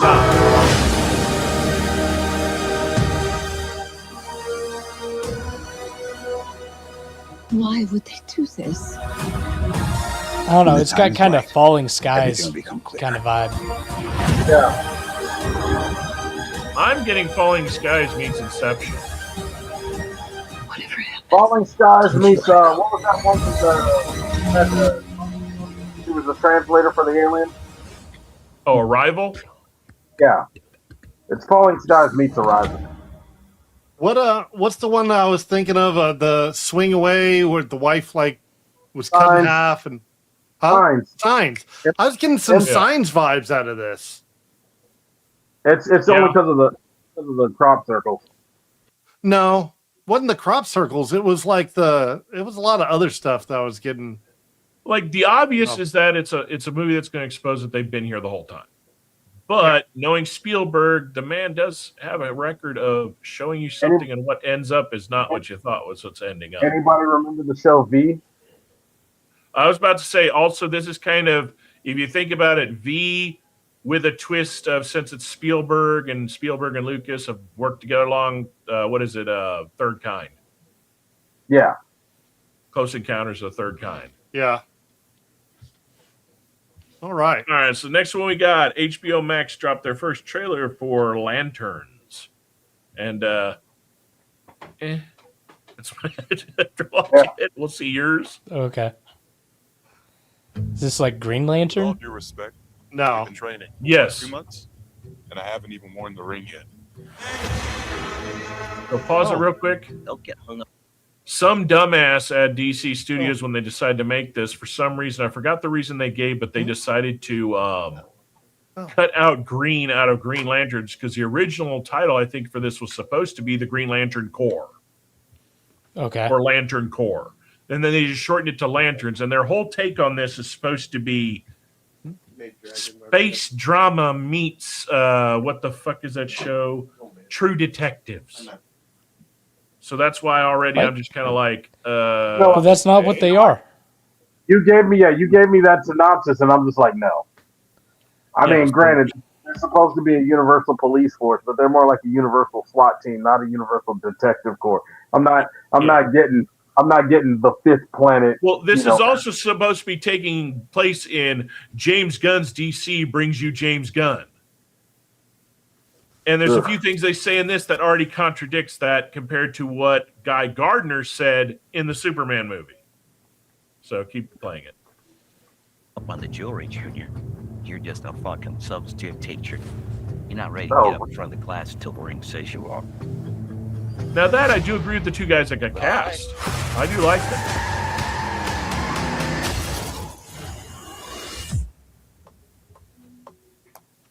I could have died. You want me to train you? I'm training you. This is the conversion story. Yeah, we'll take a look at this. Tell me what this tells you. This is my town. Why do you get they're going to put some type of message in this? Think she hates your guts. It's the way she hates them. This is a stupid plan. The thing about this is, That's stupid. part of it is the Green Lantern Corps itself doesn't like humans. So this in itself seems stupid to me.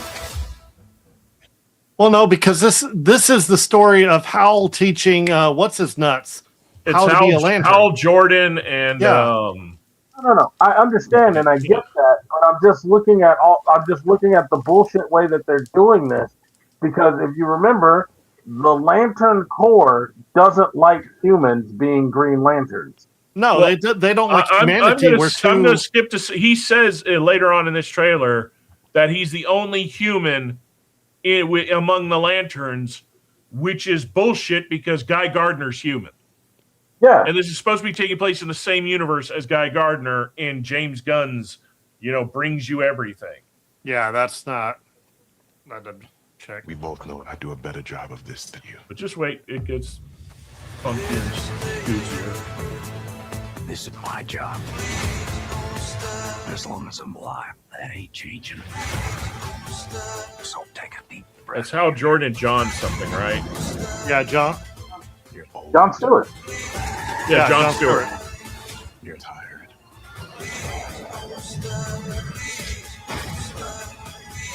Pause it real quick. Biggest mistake they ever made in the CW Arrowverse was giving John Stewart the fucking ring and not doing anything with it. Because he finds the ring and then they never brought it up again. He just stayed Arrow's sidekick as Sentinel. Yeah, no, that should never happen. Yeah. Your playing time is up. So already he takes off and flies off and no shoot shows up.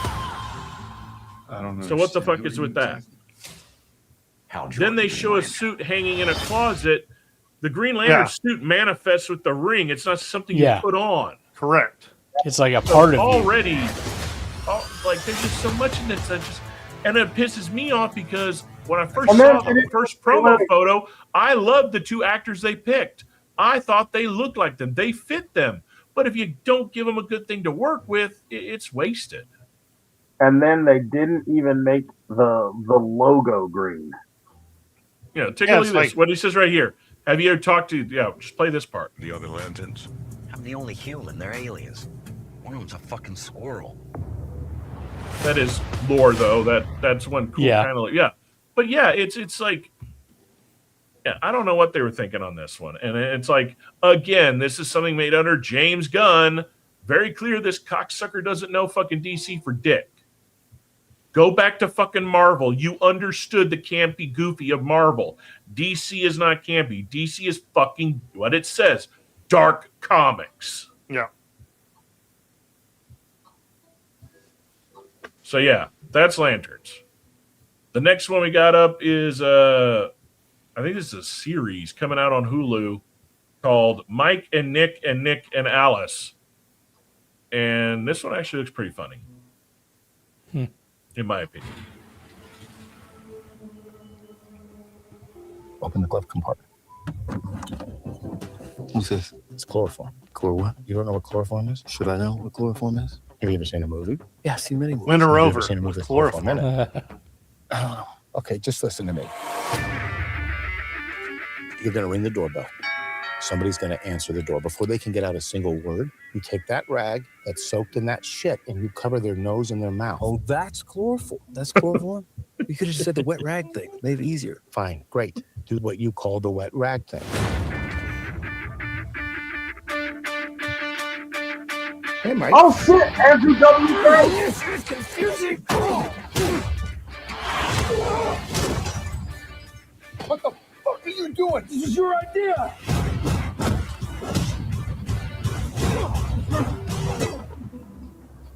Oh shit! What's happening? I'm you, but I'm from the future. They came back in a time machine. You sound insane. No, I understand. I want to try to right some wrongs here, but there's a person that could fuck this whole thing up, and that person is me. Oh, I thought you were a Ow. clone. Well, clones aren't real, dummy. And time machines are super grounded in reality. Yeah, obviously.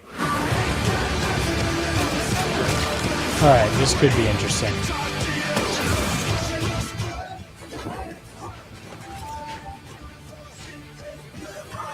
The first time that we went through tonight, Mike died. Oh, fuck. But that's why I'm back. We get one chance to fix it.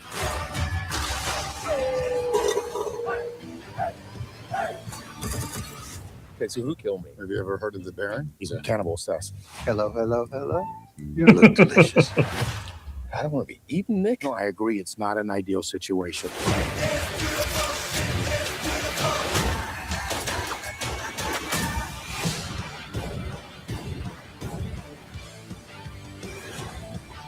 Hey, Nick! Oh, come on. You killed the DJ? It was a moment, and then accidentally, it was an accident, but then I shot him. You accidentally shot I him. shot him, and it wasn't on purpose. All right, what are your thoughts on that one? Yeah, that one looks fun. Yeah, I think I'll watch that one. All right, up Oh, next gee, we got. what is this derpy thing over here? I don't know. Who Oh, I don't know. Who are those guys? So the next one is a movie coming out with Henry Cavill, and I gotta say it just because a bunch of people recently have said it how to say it correctly. It is Jake Gyllenhaal is the actually way of saying that last name, and Henry Cavill in a again I can't remember if this is a movie or a show coming out called In the Gray. Oh, shit. If Shark will bring it up. Well, I hit the wrong button, so I have to. There we go. You know what? 3, 2. Hey, hold on, pause it. It's a lot better than last show where your drinky took over. we had a sausage shark last time. Right? Uh-oh. Saucy. Call Gary into my office. There is a situation here. I assure you you'd like to listen. The alternative is very expensive. Gary! Get them out of my office now. Gary. I will, There are two to the versions end of about my it. days, always remember that actor as the villain from Hackers. Mm. The Yep. Plague. Narrative plays out. Exhibit A. Gary waits patiently and quietly by the door. Exhibit B. Gary steps forward, and you spend the next 6 hours sponging him off the walls. I know which version Gary would prefer. Gary. Manny Salazar. He's not really the guy who loan $1 billion and expect to see it back. You think you can recover it? You know I can. And this job, When mistakes are made, you need insurance. Kids, don't say a word. Follow me. Bronco and Sid will now solve it their way. Love the shirt. It's silk. Of course it is. I just told you. It's silk. I knew it was Guy Ritchie. Yep. I fucking knew it was Guy Ritchie. Salazar's island. The police are on payroll, and he has a reasonably experienced private army. Tick every box. Tick every tuck. Lube every wheel. Lick every stamp. 3, 2, 1.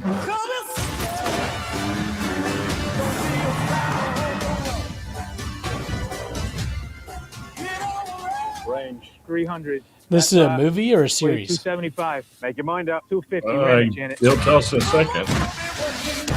They work between the moral What? Keep playing. It'll say. and the immoral. The black and the white.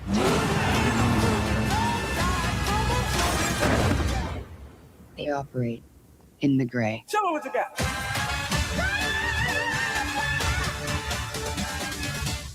I foresee a problem. I am aware that there is a 300-foot deep untraversable ravine, but if you give yourself enough runway, build up some speed, and flap your arms like so, it should take the bump out of the landing. Okay, That's a so movie. Take the bump out of the landing. That's a pretty good one. I love Guy Ritchie movies, and I'm looking at this trailer, and I'm like, oh god, this got Guy Ritchie written like all over it. And I'm like, Yeah. whoever's doing it, heavily influenced by Guy Ritchie, and then all of a sudden Guy Ritchie's name fucking pops up. And I'm like, yeah. But you know what? I don't care how great I think Guy Ritchie is. Fuck him. Where is the real rock and roller? Yeah, no kidding. We've never gotten it. Never probably will. All right, next one is the final trailer for the full trailer for the final season of The Boys. I know, hold on, I know some people have deal with this show because they went kind of a little wokey preachy on shit. But I look at it this way. If you read the comics, it's not. Hold on. No, it's not that far off. In fact, they actually toned down Homelander from the comics and Soldier Boy. They're also we're supposed to be getting, I think, a trailer soon for the show that is the prequel to The Boys, showing how Vought actually got started, called Vought Rising. So you're going to have Soldier Boy and his whole team and all of that. That, I think, is going to be better because that is just going to be full balls to the wall insanity because there's nothing to really preach about. You're really just going to show a whole bunch of fucked up shit. And I always say this. I'll watch it, but my whole problem with prequels, especially for certain things, especially where you have things where characters have to be put in peril and characters have to potentially die, I can't invest in prequels if I already know where the character ends up. Kind of, sort of, but you got to remember, you know where Soldier Boy ends further down the line, but we have no stories of the 30 years leading up to it. True, but so I know we've got a lot of stuff, and they could introduce a whole bunch of superheroes we've never fucking heard of. Plus, we're going to get to see fucking how Stormfront came about, and I kind of like to know more about her history and the whole shit behind that. Eugenics Nazi was a eugenics Nazi fucking program. That's exactly, where but that's what I'm saying. We don't know where it transferred over, how it became. That's what I'm saying. There's a lot to build off of. But where I was getting at was, as much as some people have an issue with The Boys because they never read the comics, or they got to see the wokey woke and everything. Because let's face it, there are a lot of them out there that they can't. It's like TDS; they got to see it and everything. I have always liked The Boys. I've always enjoyed the show, and I think hands down, when it comes to some of the best characters written and portrayed on a show, Urban does an amazing job as Billy Butcher. He really does. Like, that is the Billy he does. That is the one character out of the comics that is nailed perfectly. That is Billy Butcher. Especially this final season of him going into the full on, I will do anything to make sure all soups are dead. So, go ahead, Shark. My power is absolute.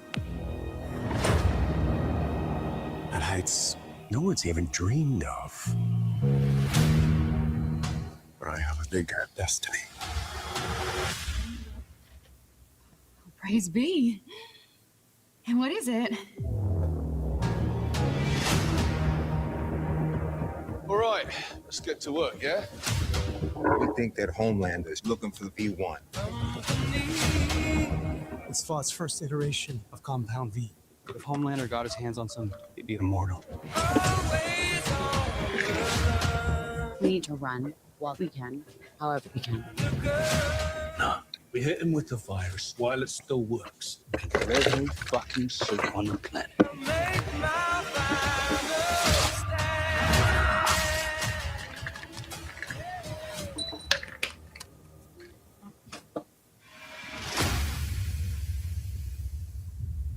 I need you, Father. Did you fuck me? What? Is this some kind of incest thing? No. Then what the fuck is this? We need to prepare America for my ascension. You want a boss now? Well, if you can't beat him, join him. Then fuck it, beat him.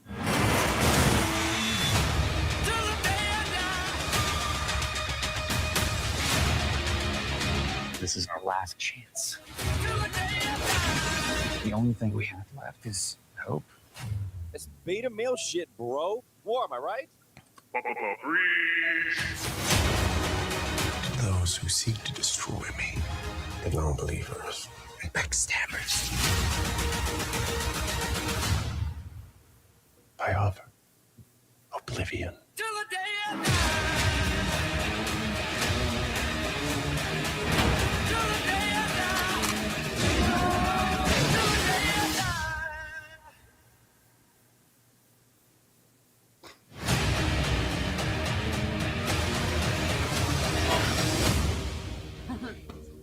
You guys are friends?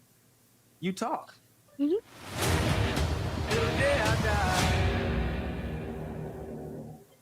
Interesting. I think it's a good trailer, and I think it literally just shows if you're gonna. It shows, in my opinion, what this shows is that's how you end a show. Yeah. It's a roller coaster of a trailer, and that's how this final season should be. Is just full balls, so I'll leave nothing back. Just for it. It's the last ride. Yeah. The last one we got for the evening is Scary Movie. So who of all y'all have seen this one? Have you seen it, Walrus? No. Have you ever seen any of the Scary Movies? Yes. Okay. Yeah, in the first few seconds, got a whole bunch of people online already pissed off because fuck them, they can't take a joke. Right. All right, here we go.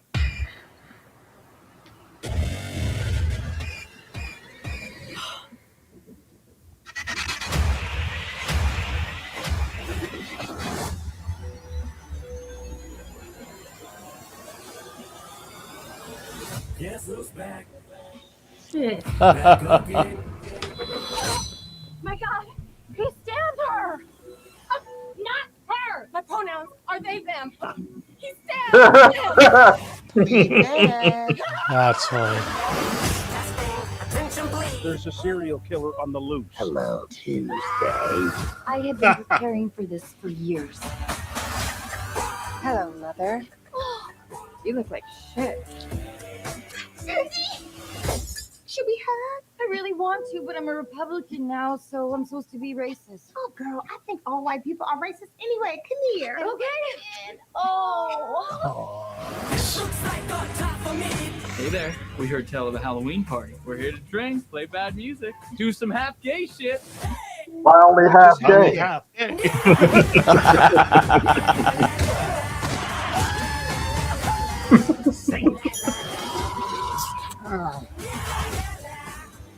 Stop smiling!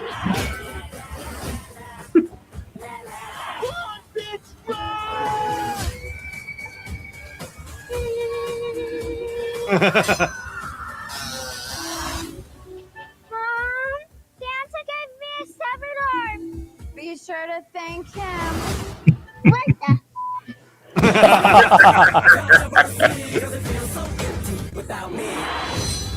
Somebody help! Help!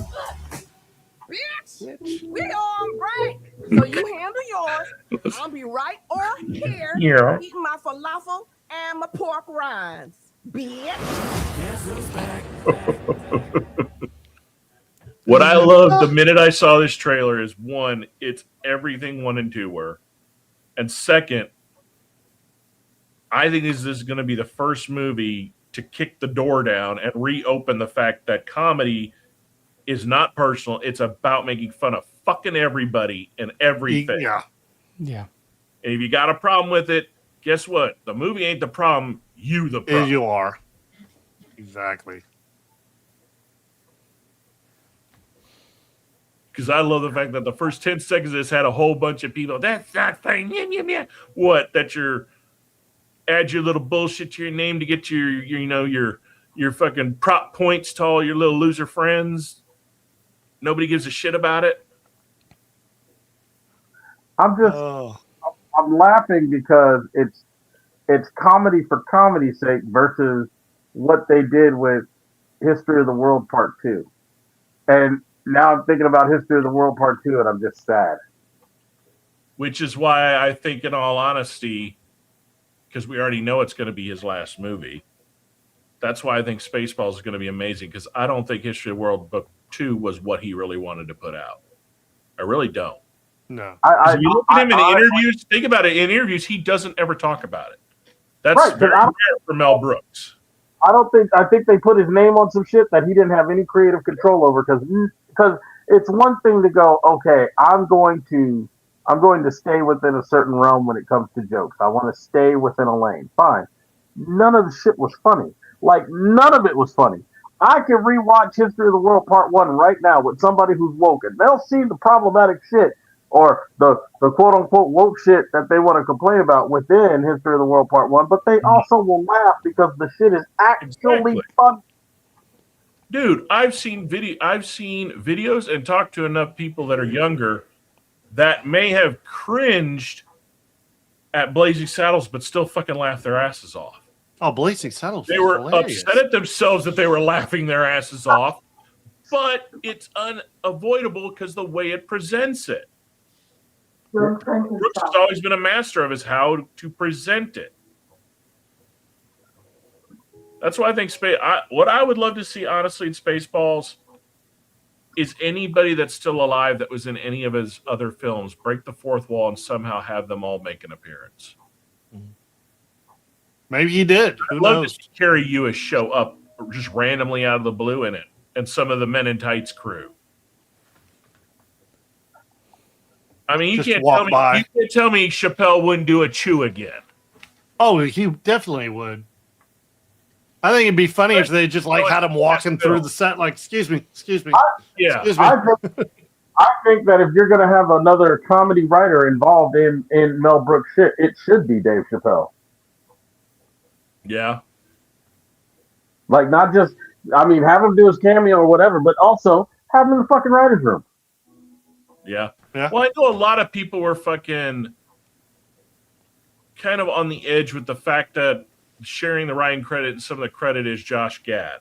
But if you actually take a look at most of the stuff Josh Gad has actually done that isn't children adjacent related shit, it's all been actually kind of pretty on the edge shit. It's not about it being before the whole you can't cross the line.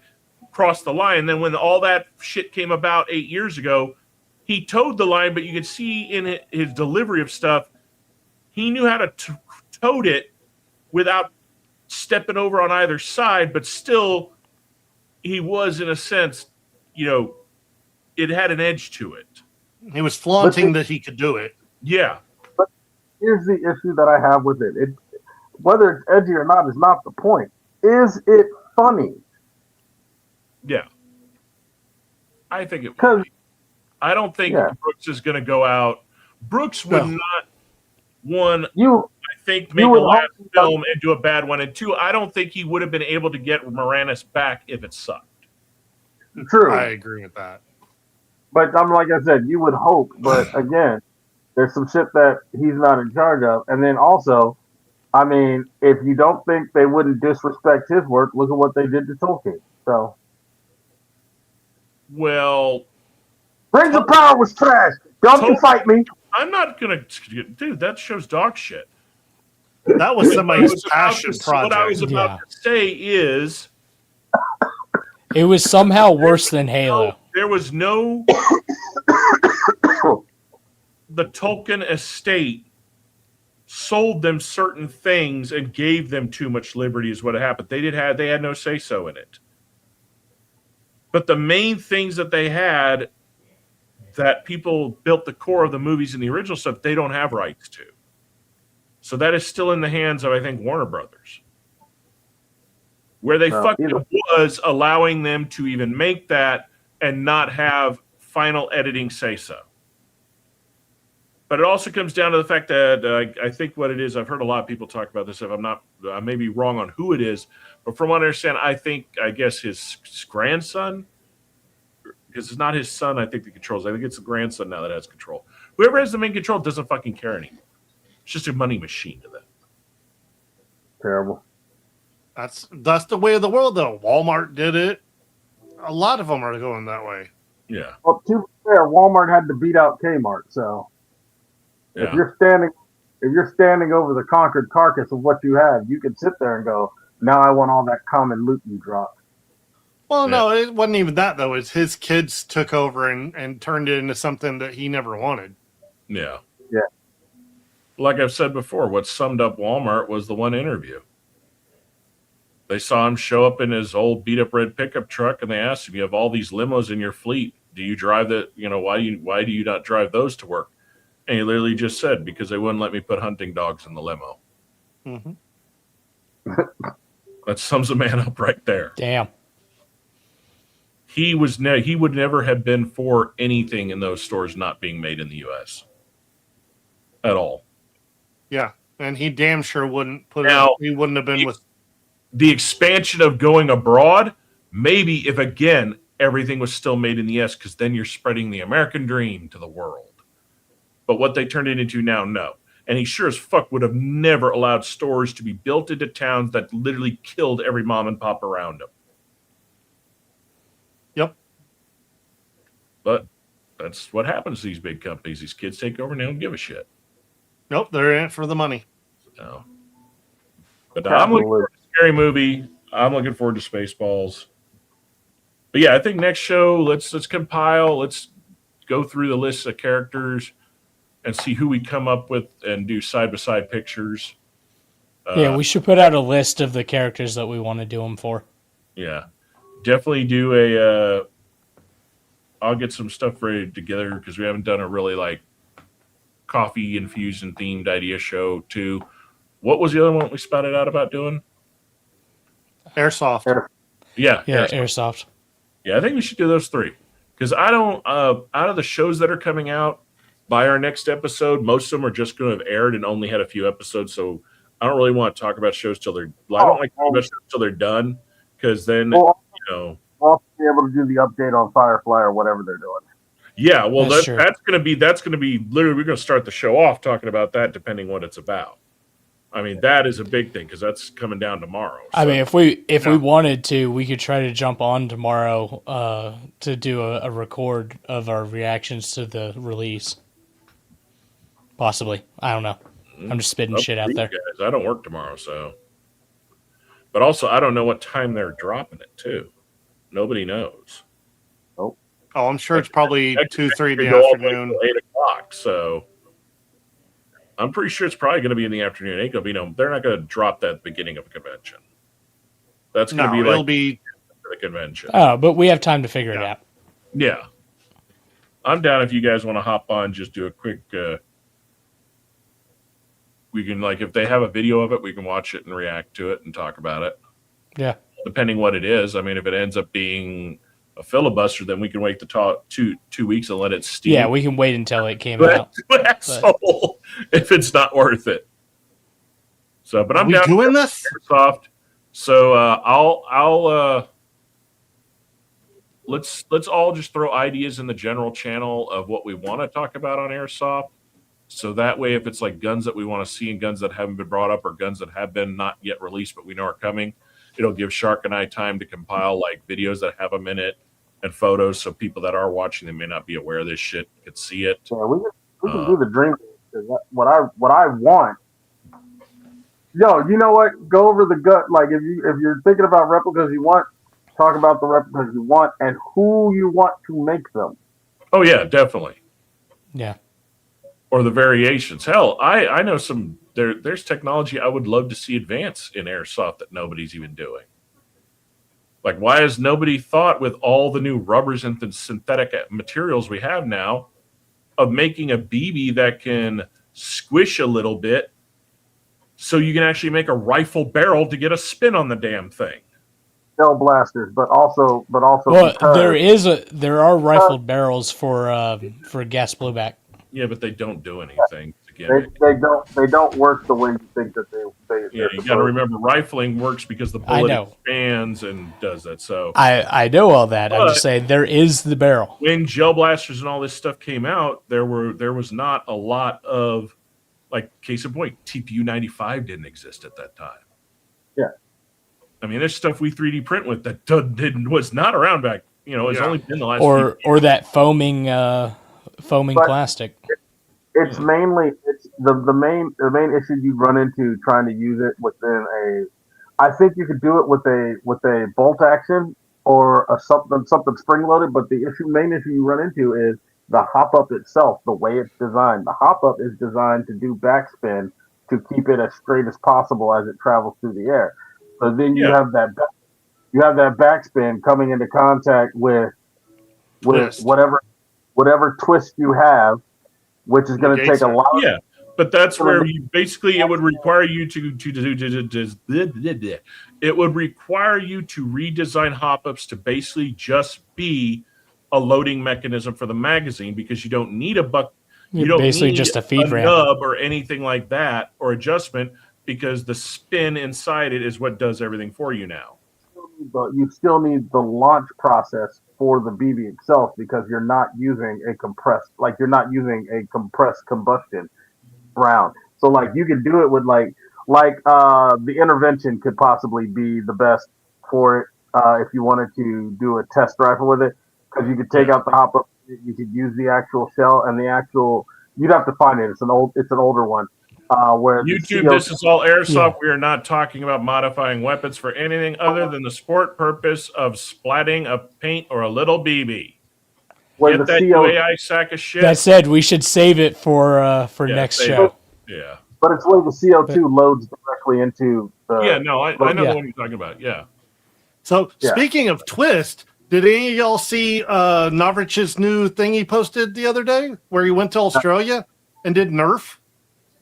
Oh yeah, I did see he did that. The freaking launcher. Yeah, like $2,000 Nerf launchers that provide twist to the Nerf. I was like, are you kidding me? They had to overdevelop those in Australia because they can't do airsoft in Australia. I know. And the gel blasters, which were invented so that Australians could do airsoft, were struck down in the law because their replicas look like guns too much. Yeah. Yet these Nerf launchers have a lot of the same look. Yeah. Well, I mean, some of them are punching through drywall. Yeah. Australia did not watch Tropic Thunder enough and went full tard. Yeah. Never go full tard. I mean, we won't get into all the political dumb shit they've done, but it is epic.